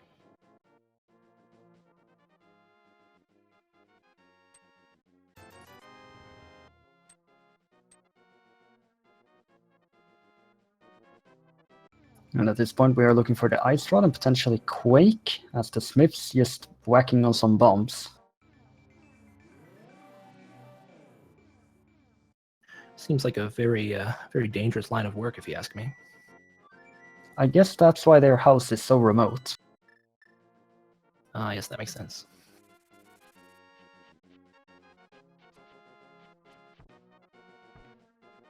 Since he cleared out those other locations earlier, Jixson's just going to flute down here instead of taking the walk around the long way. Just clearing out as many item locations as he can on the overworld. He's gonna find himself with half magic. That's a really nice pickup as well. That is, half magic is a very nice thing to have. Fire Rod eats through magic like nobody's business.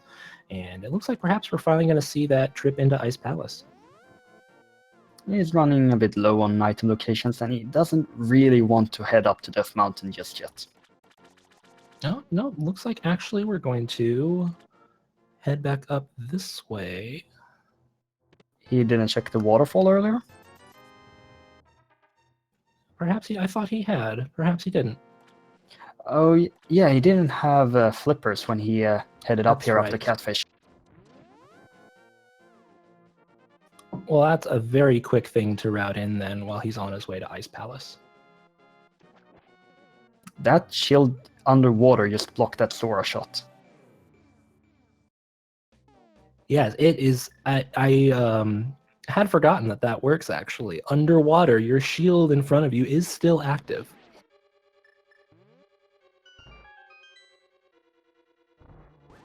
I guess video game logic. Yeah, I'm trying to think the logistics of swimming with a shield out in front of you, and it sounds very difficult. Link is a very accomplished swimmer.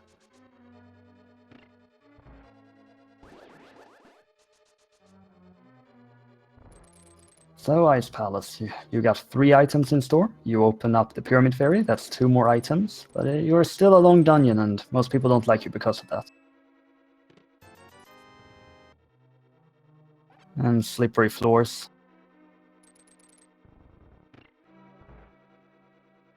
Well, that is our first item already, just being a big 20. I would not be surprised if Jixson decides to not do the bomb jump here. That's certainly an option.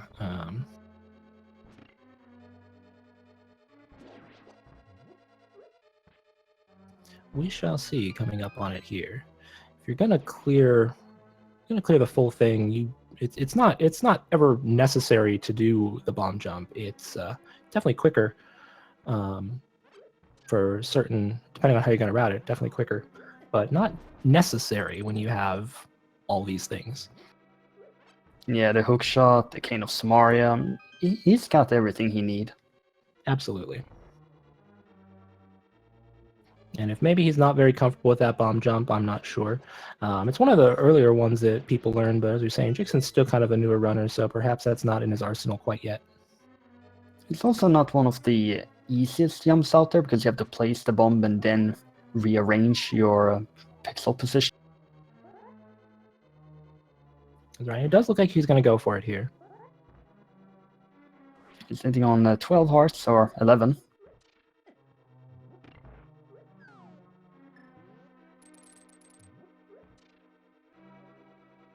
Wow, very nice first try. Yeah, very good, very good.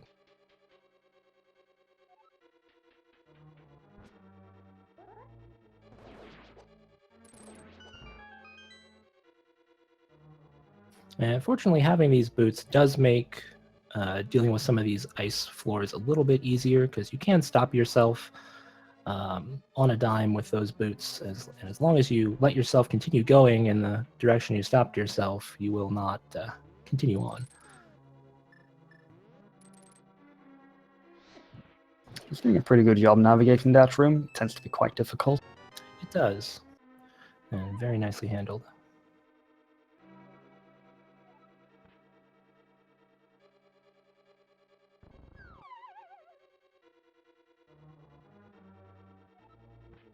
Yeah, looks like it's just going to fall down here, and this is where having that switch flipped from the bomb jump makes things a little bit longer to walk around. But it does allow us to skip that big key. Taking advantage of that powder we picked up in Swamp to just top up on health here. Yeah, he's sitting really safe with 13 hearts, red mail, and he always have 4 bottles that he can fall back on if he needs to purchase something, but I'm pretty certain he has like a fairy or something there. Yeah, he did pick up that fairy in the 4th bottle, and he's got a blue potion in at least one of them. I think one's empty. So very, very safe, very comfortable. This room can be a little tricky. Oh yeah, I hate this room. He did release a B on line, right? He was thinking about it. I don't think he actually released that B, so that B is still in that bottle. Looks like this is the Palace of Money here, with the 2nd big 20. Palace of very little and unimportant money. It's true, yes.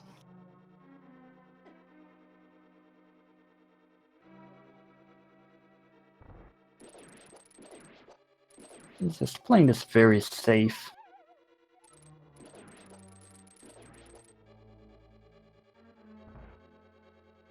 Oh, you can also do a bomb jump in this room. It's quite difficult as well. That's true. That is one of the few bomb jumps that I personally do not know. I think that's another one that you have to. Well, depending on your setup, it's another one you have to lay the bomb and then move, unless you do the facing left setup, I believe.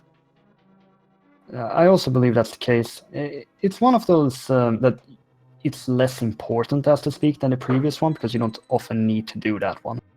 Right, yeah. It's definitely a much more situational one to do.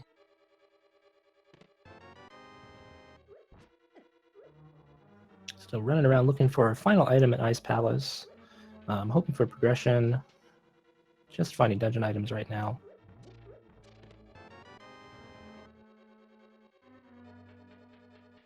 And even if Ice Palace doesn't turn up anything, like we said, this is one of the 5-6 crystals, so we can run up and do the Pyramid Fairy right after this. Oh yeah, absolutely. There are 2 additional items to get after the 3 that are in here.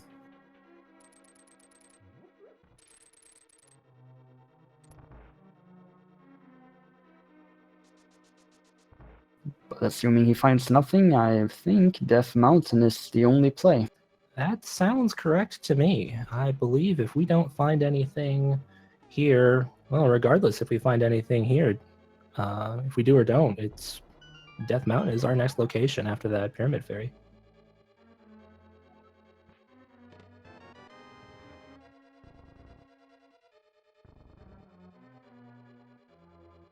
Yes, dropping down here, taking the big chest, finding our final medallion, and that does seal the deal. Ice Rod is the one item we're looking for. That is correct. And Chad is pointing out that Mire has not been checked. We're all kind of forgetting about that pendant Mire, but it does have 2 items in it. I just want to forget Mire exists. Sorry. I am right there with you. I am right there with you. Technically, Mire is 3 items because it does open up the pedestal. That is true. And we don't have the book, so we have no idea. We have no way of checking that right now, unless it turns up or unless we get that final pendant. Jixson going with Bombo strats for the first phase here on Colster. Allows him to preserve some magic. That's right. I'll allow him to just throw as many fire rod shots as he wants at Cold Stir once it breaks free. And you can see just how fast the fire rod just tears through the Cold Stare puffs. The first one going down in no time at all. So have to be a bit careful here because Cold Stare does do a fair amount of damage, but he should have this, no problem. Mail, yep. Yep, and that's nicely cleaned up. Yeah, I believe if you're in green mail, Cold Stare deals a full 4 hearts worth of damage. That we're in red surprise me at mail. all.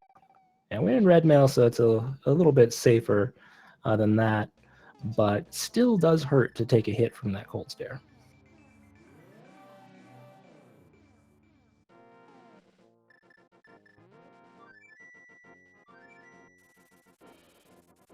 We'll see where Jixson decides to head off from here on out. Presume he's going to take out the flute and fly to a location that is either 1 or 4, I would imagine. He's actually going to fill up on some bottles. I don't blame him. If he's thinking of heading up to Death Mountain here momentarily, he's not really going to want to leave Death Mountain again. So if thinking you're going to want some potions, this is a great time to stock up.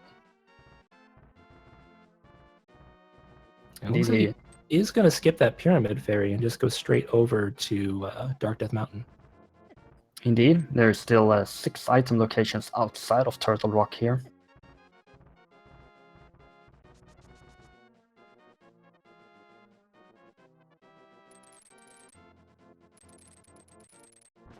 That's right. We do have a lot of items up here, so that might make it. That might be why we didn't check the Pyramid Fairy, because it is a lot of things to check here versus the only 2 that Pyramid Fairy would unlock. And the 3 from Meyer. Yes.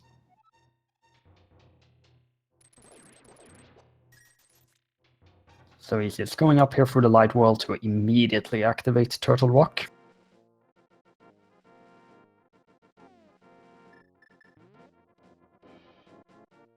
I like that call. Just to come up here, go activate Turtle Rock, maybe before entering Turtle Rock, grab Hookshot Cave and the Super Bunny Cave chests, just for a quick 6 before going in. Yeah, I really like that choice.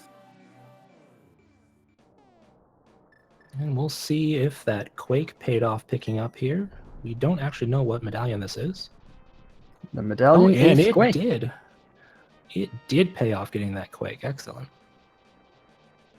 That is really interesting, actually. I was honestly expecting it would be either Bombos or Ether. We'll see if he decides to dip in immediately, but from that jumping spot, I presume he's not, and the hookshot is out. That's right. We are going to check Hookshot Cave first, then these Super Bunny chests, I assume. Oh, we're going to check the Super Bunny chest first. It doesn't really matter which order you do this. Yeah, absolutely not. They're both right there. Another heart.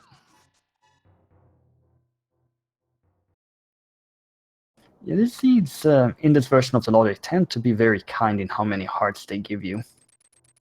That does seem to be the case, yes.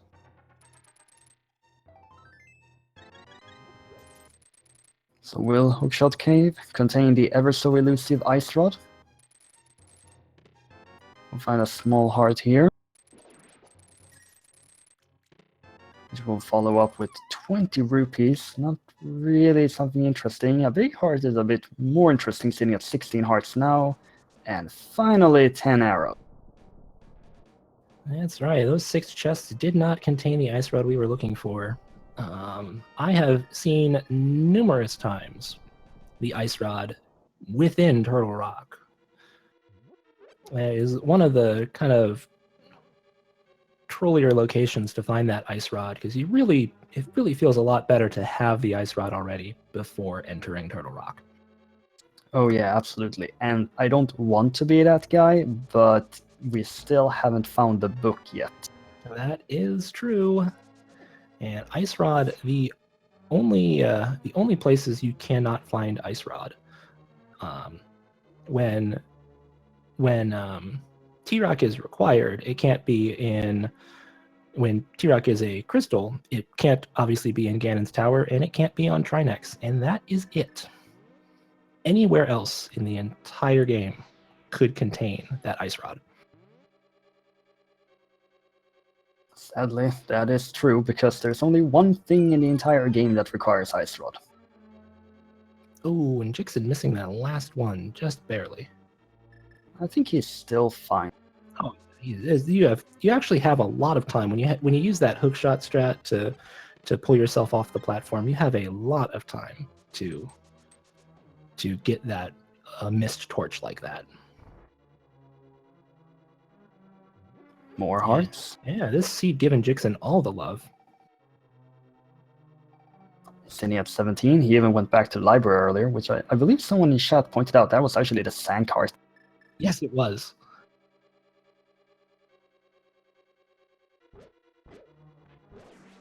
You can really see there how careful Jixson is approaching everything he's doing here, not willing to take any risks at all. That's right, and I wonder. I'll have to ask him afterwards if he comes in for an interview, if he's adopting this safer play now, just that he knows that this is just his own seed now, or if he would play this way even if he was still, if Ranubris had not have forgotten the shovel. Oh yeah, absolutely. And that was a really nice chain jump room. Yes, it was. That is a room that can really do a number on you. It's probably one of my least favorite rooms in this game, because those chain chomps hurt. And I've started to see that the King of Samaria strategy being used more and more. Absolutely, it's a really nice strategy to be able to do, to be able to pop that block up there. You can just have one block. We'll hit the first one. We'll hit the second one to give you the invulnerability frames from the block coming up, and just makes it a really much safer room to do.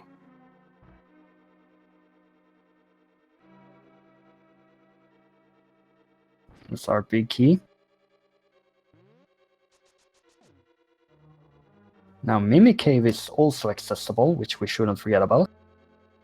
Absolutely, and I suspect we will see Jixson pull out the mirror to check Mimic Cave when the time comes here momentarily.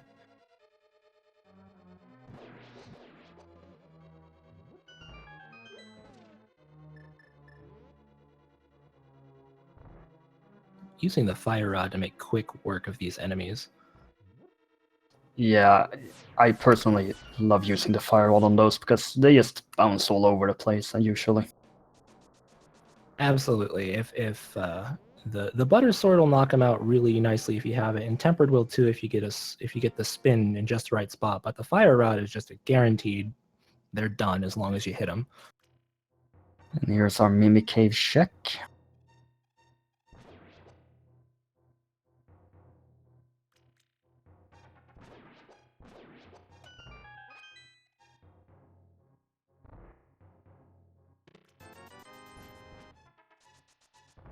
Moving those mimics around is a bit tricky, but when you figure it out, it tends to go very well. We're just gonna see 50 rupees here. Right, not what Jixson was looking for. He saw a little, maybe that was a rage slash at that chest. I don't blame him. When you're looking for the ice rod and you are halfway through Turtle Rock and you haven't found it yet, you're starting to get a bit annoyed. Absolutely. And we might see it here coming up here. This next chest we're opening is going to have to be a key, a small key, which means the last key is going to be on Laser Bridge. So we'll check all of those when we presumably check all of those until we find the ice rod, hopefully there.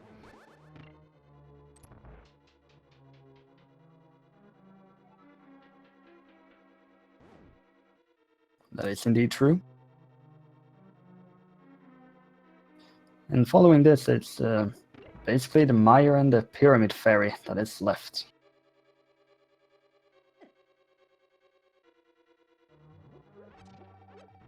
Yeah, that's right. I know if I was in Jixson's shoes, I would certainly be hoping if I don't see it on Laser Bridge here, that the Pyramid Fairy is the one holding it.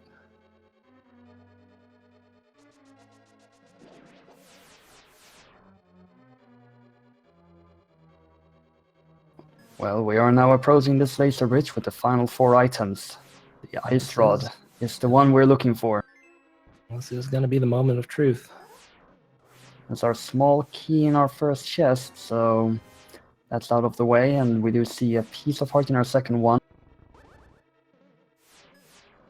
Moving on to number 3, it's just a bomb capacity upgrade, and I don't know if we found both the map and the compass yet, but we will learn soon enough, and it's not here! Oh no, you can see the frustration there. Getting some slashes and a quake. Looks like we're going to wind up for some bombs on the chest too. Jixson is not happy. I can't blame him, went all this way for nothing. Fortunately, literally nothing. Turtle Rock having nothing. that's true. We got a little more health, and that was all we have to show for Turtle Rock. Well, let's see if he decides to hit the Pyramid Fairy or Mire. He's going to flute to 4, and that is indicating the Pyramid Fairy.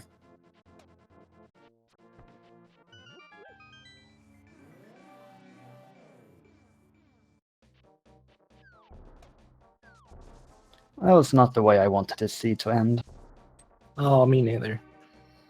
I really like the gamble on finding Ice Rod and Turtle Rock, because I've seen that happen many times, and I don't blame that gamble at all. But it is unfortunate to see it not pay out. I feel like that was Jixson's first gamble in this entire race, and it doesn't pay off. It's just so sad to see. Yes, it is very unfortunate. Well, we'll get this pyramid check now, and hopefully this will show us that Ice Rod.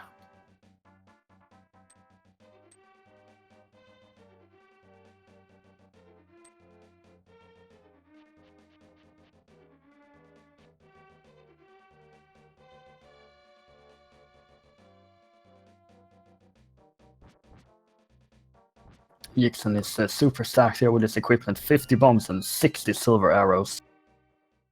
That's right, he's not going to be running out anytime soon. Feels very good to have just what feels like endless resources, really. Well, Pyramid Fairy, today you hold the Ice Rod. Oh, there it is. That is a relief. I was concerned that we might have to start entertaining the pedestal, because it could have been there still, but no longer a concern. We've got our Ice Rod.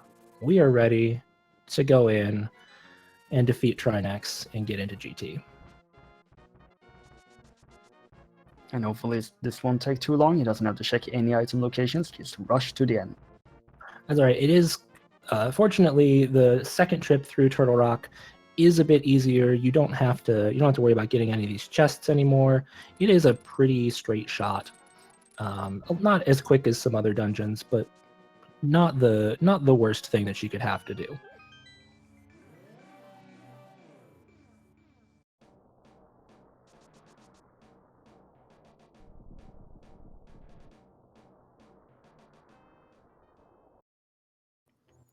Now, going through the portal here on the southern part of Death Mountain, I believe this is only faster if you get the Dead Rock blocked in the Light World. I'm not sure. They're very comparable. And it's certainly faster if you don't, or it's certainly faster to do the Light World trip if you have a goof there on that hook shot. But I believe the two paths are fairly similar. It can't really be all that much that separates. Yeah. And in general, who wants to deal with Dead Rocks? I don't think anyone wants to deal with Dead Rocks. I think they might. I think Dead Rocks might be up there on one of those most hated video game enemies of all time lists. I wouldn't be surprised if such a list exists and such an enemy is there.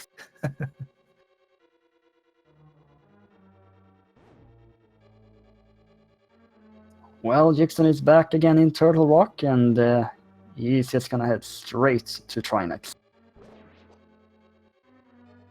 That's right, and without having to do all of those side spots that we had to pick up on the first trip through, like I said, the second trip into Turtle Rock is nice and quick.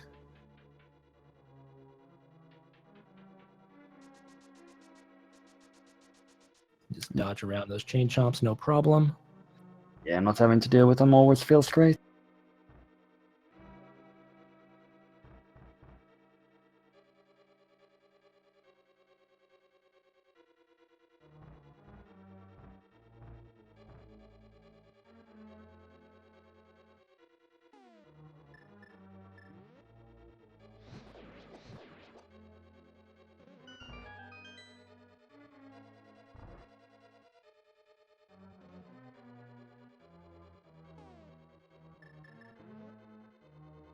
Jixson just repeating the good old fire rod strats on those bouncy whatever they're called. Absolutely, I think most of us just call them pokies. I think they've got a different name. I saw somebody saying about the other day, but pokies seems to be the nice, easy thing that everyone likes to call them. as you can see, we're already almost right back up to where we're going to get into Trinex. So it's a very, very quick second trip through Turtle Rock. I'm seeing here that Jixson takes a slightly different path when he gets on this platform to get to that switch. Is that to avoid a damage? It might be. I know personally, I go right and then immediately down, but very frequently take a hit from that. So that might be the thought process there, is to just avoid taking a hit. That's a very nice little subtle variation that just ends up saving a heart without really costing all that much time. Yeah, that's a good thing to know, actually. Anytime you go through there low on hearts, that you can do that to just avoid that potential taking damage if you're not quite fast enough getting that platform down.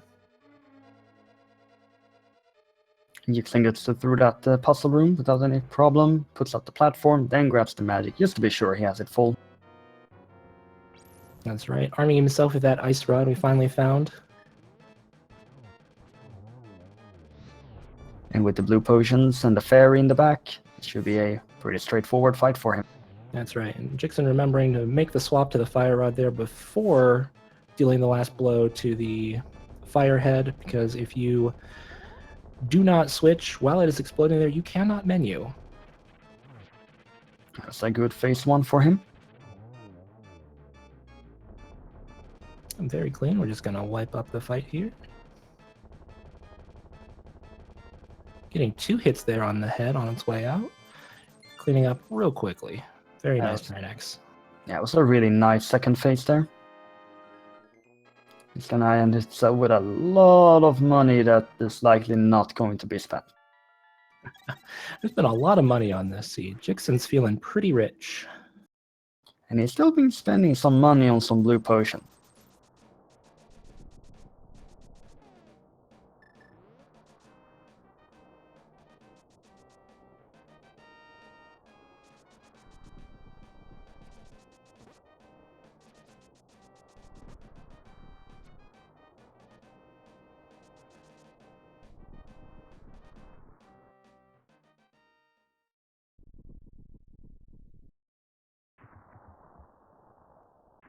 As we're now heading into Ganon's Tower, where would you like to see that big key?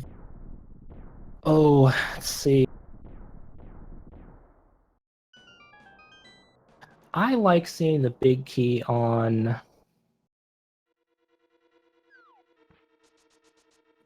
Let's put it in the on the right side, in that 4 chest room on the right side. Okay. I like the torch myself.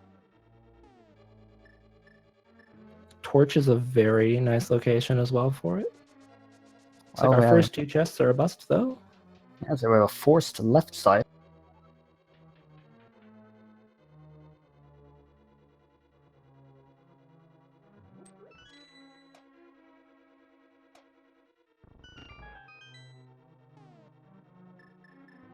Jixson opting not to pick up that piece of heart on the torch.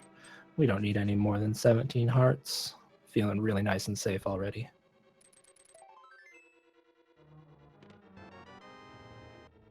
Yeah, there isn't really anything that he would like at this point except for butter and maybe if he wants to net and catch himself a fairy. Yeah, I think those are about the only items that Jixson would be thinking would be nice to see. Everything else is just kind of for show to fill things out. Yeah, like that 50 rupee. All right, so far we're through 7 items already, and we haven't seen it.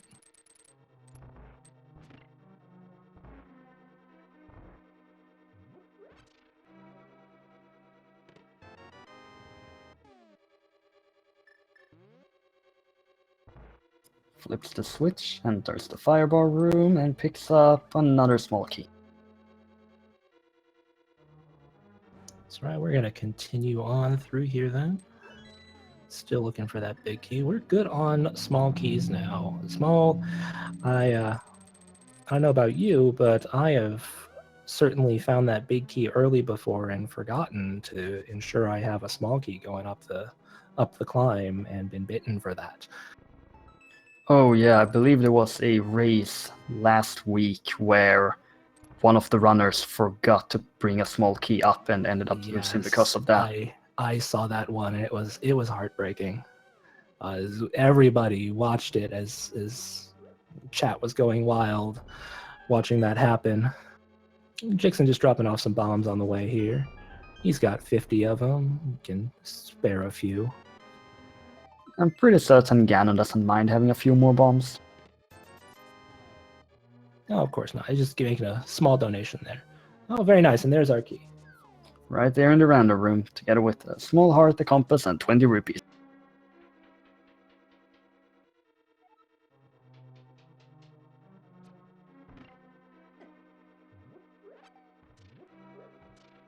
We start our climb. Jixson's got so many items. That mirror shield is actually, this is kind of one of the spots where having the mirror shield is very, very nice, because you don't have to worry about these mimics coming up quite so much, because they'll try to shoot you in the face and they'll just bounce right off your shield. That is indeed true, and with silver arrows, you only need a single arrow to finish them off. That's right. It makes this beginning here. These two rooms can really throw people for a loop with the mimics shooting you as soon as you look at them, but not a problem for Jixson. Nice and clean.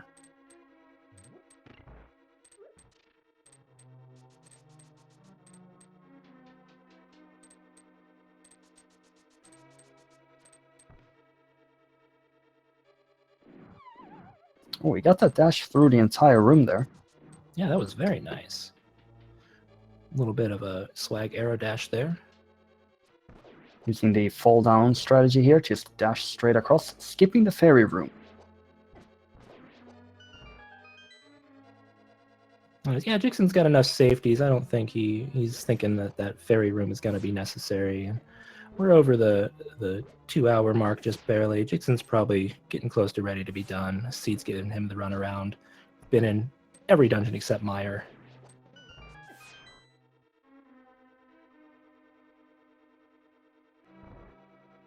This one skeleton here, though, causing some problems for him. Yeah, those skeletons can be very tricky with their jumping away from your sword swings there, and it's kind of erratic movement, so it can be difficult to get them using the silver arrows here.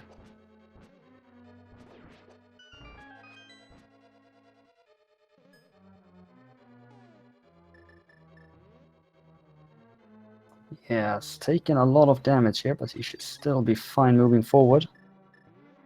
And we've got a free fairy right here, so it looks like Jixson is going to pick this one up and be topped off to very nicely be able to do this Molten 2 fight, or Mollis 2 fight. I actually learned just the other day that picking up that fairy does force those two first land molars to spawn closer to each other. Does it really? I never knew that. That's very interesting. So it actually makes it harder to one-cycle it if you pick up that fairy. Yeah, I was seeing that they spawned at the same time there almost, and so it was much more difficult to line those up. That's the game has decided that the molars begins to spawn when you enter the previous room, or something like that with the timing. Or I don't know exactly how it works, but it does seem to be the case.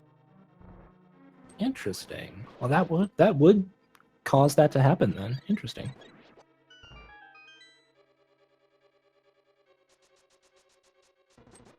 And the cane strats here on the Witch Robes is pretty straightforward. Very nice fairy drop there. Oh yeah, excellent. That's feeling nice and healthy again. No worries about anything.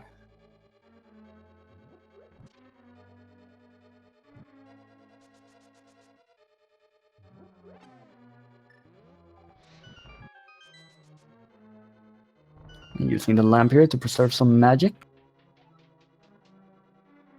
That's right. If you don't use up too much magic here, you really don't need magic for very much for the rest of the run. So there is a full magic drop in that uppermost upper right skull in the previous room there, but you don't want to go over to pick that up if you don't have to.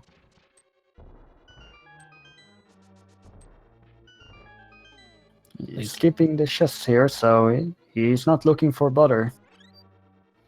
No, butter doesn't. Butter does speed up the Ganon fight a little bit, but it's very easy to do still with just tempered. So, I'm skipping that one as well. He's feeling pretty confident right now. Oh, I don't blame him. He's sitting really nice and healthy. So he can just push right through these. It was a bit risky there, almost falling on Moldorm. Look at No, that! Opens really? the final chest and gets the butter sword. Are you kidding me? Wow. Well, what a way to end this seed.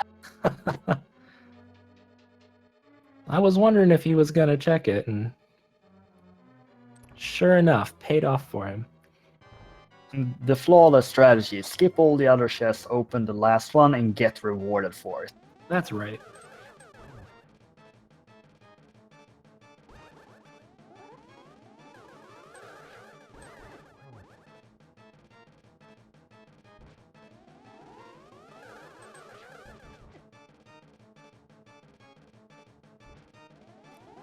Aghanim not being all that nice with these setups. No, he's not. And well, fortunately, the two Shadow Aghanims will always fire the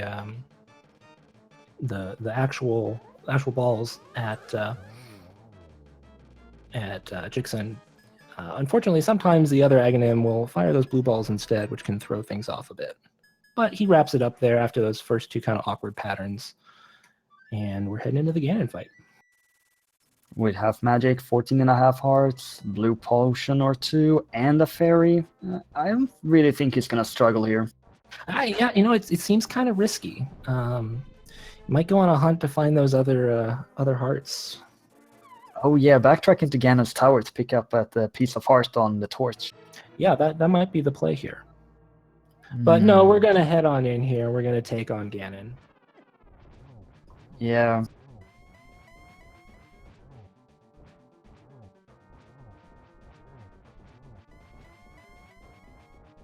We started off by giving him a hug. Yeah, I do want to be careful. Those Ganon hugs hurt, even in red mail.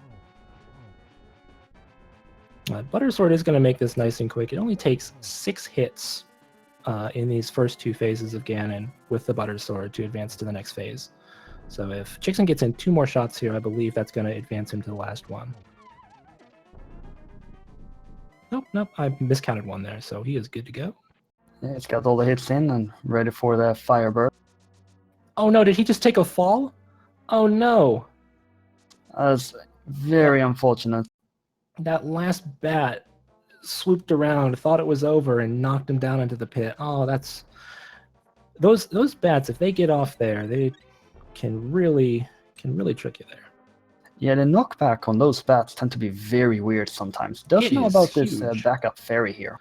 That's true. That tree will always contain a fairy if you run into it, which is very nice. Being right there outside the Ganon fight will kind of always allow you to stock back up on health if you take a fall like this. Well, Jixson versus Ganon, take 2.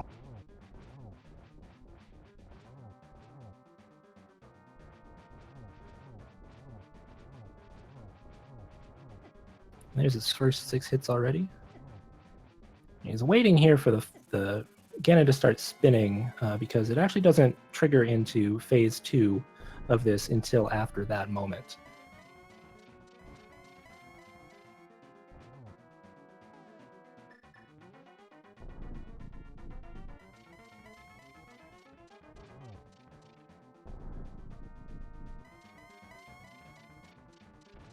Already readying the silver arrows.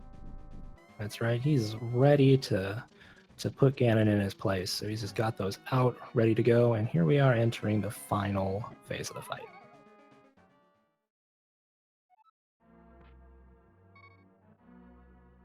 And the torch glitch is unimportant at this point. Oh, are you kidding me? Oh no! Ganon had to show up right where Jixson was standing.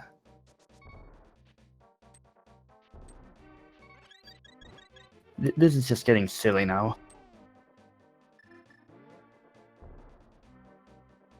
It is. The seed just really doesn't want to say goodbye to Jixson, so is trying to hang on to him for as long as possible here. It may just be that first hug he gave him on the first fight. May have decided that Ganon wants to keep him around. It could be. We're gonna go third time. Third time's a charm, right? Hope so. Hope so.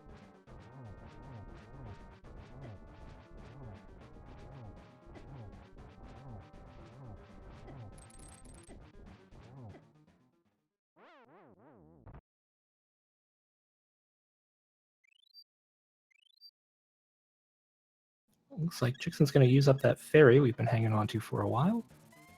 Yep.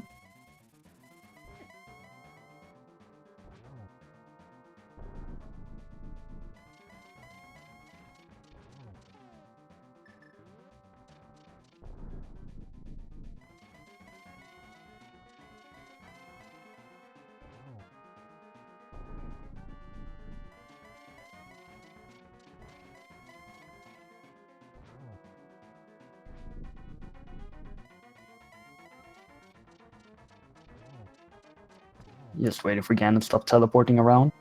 Yep, and here we go. And get back. It's gonna take just 4 silver arrows. We can get them. There's one.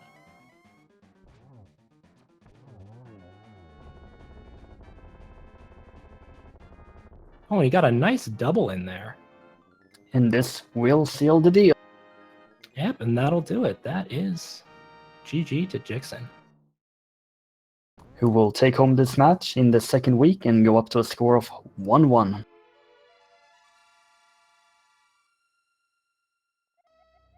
That's right. And as Jixson goes through the portal, we have finishing with an official Speed Racing TV time of 2 hours, 11 minutes, and 21 seconds.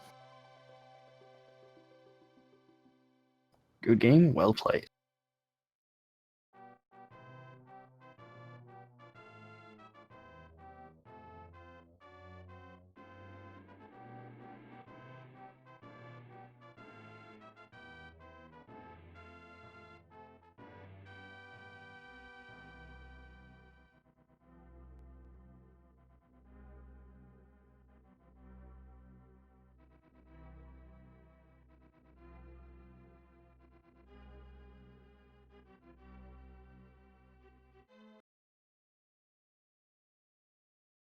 And we'll see if we can get Jixson in here for an interview. There we go. Good game, well played, Jixson. Thank you. Yeah, GG. So- Very nicely done. I didn't play well, like at all. What happened to my opponent? So sadly, Ranubris forgot that he picked up the shovel. Oh, that hurts. Yeah, he, after running around double checking locations, just didn't remember about the shovel and decided to leave. That's unfortunate. I hope it was at least some entertainment, at least, even if I was solo for quite a bit. I didn't know he had forfeited till right before Ice, to be honest. I didn't check the chat server at all. Oh, I see. So how did you feel about that seed in general? It wasn't too bad. Like, there wasn't many early hearts, which made it a little difficult. And then I grabbed the one in the library, and then I found like 6 more. Yeah, right. Yeah, when you grab that one in the library, and then it just like the seed just kept spitting more hearts at you, and it's like, well, I guess you're feeling pretty good now. Yeah. And I did so much overworld because I was trying to avoid ice as much as possible. I wanted it to be in go mode, Yeah, but it did not happen. We certainly can't blame you for that. Ice is more comfortable in go mode. How did you feel about that ice rod location? I was not too happy about it. I was like, it's like this will be the one time it's not in Turtle Rock. Yeah, it's in Turtle Rock so often. I'm not surprised you just ran straight up there because a lot of times you don't have it yet. It's just like, where's the ice rod? Well, of course it's in Turtle Rock. Right. It's either in Mimic Cave or on Laser Bridge.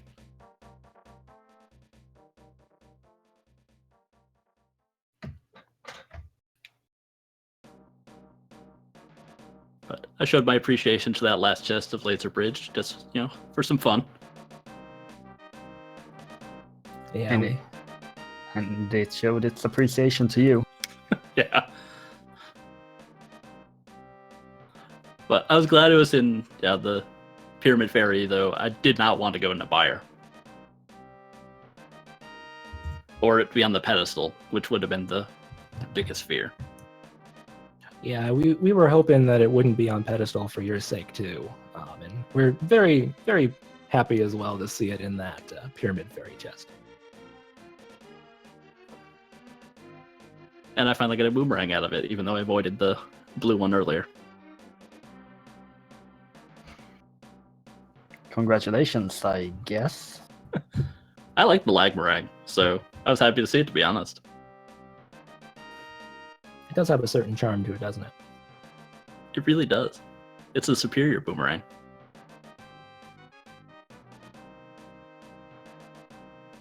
Well, with this one, you move up to 1-1 in the tournament. How are you feeling about the rest of the tournament going forward?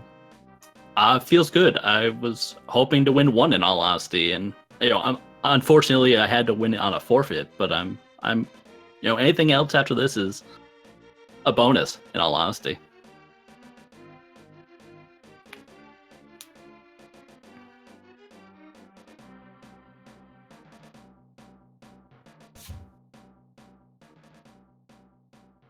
Oh, good. It's a good. I think that's a good attitude to have in general. We're all here to have fun and enjoy Legend of Zelda. So Absolutely. it does feel good to win. So great.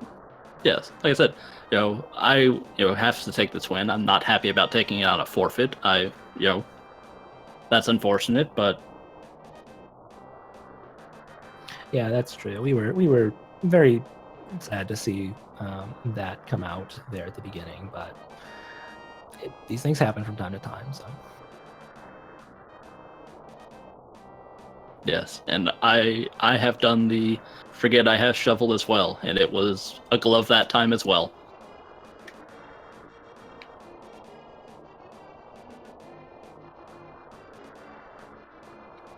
yeah, it always hurts to do that. So do you have any final words to say? Not really. I hope everyone who still has to race this week, best of luck. And I hope to continue playing and having fun. It ended up being great fun at the end.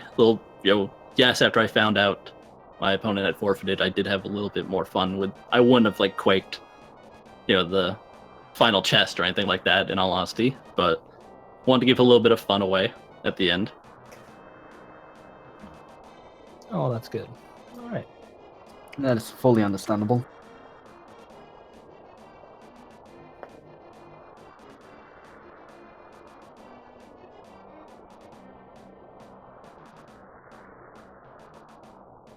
Well, again, GG to Jixson. It was very, very nicely run race. But we are pretty much done here. There are a lot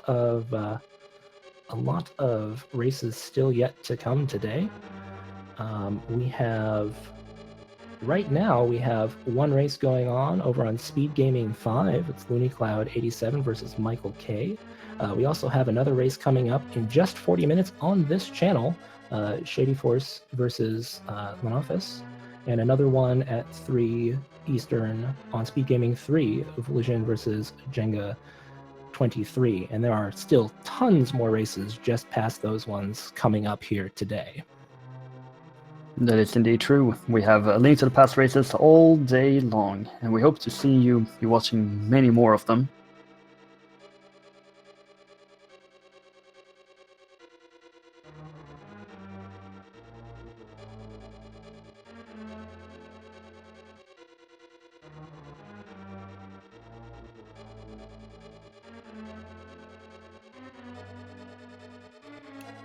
And for this race here, I've been Marjevich, and it's been a blast for me to be here commentating alongside Nakinashi. And I say thank you very much, Jixson, and also Ranubris, sadly, who did have to forfeit this race. And best of luck as you continue throughout the tournament.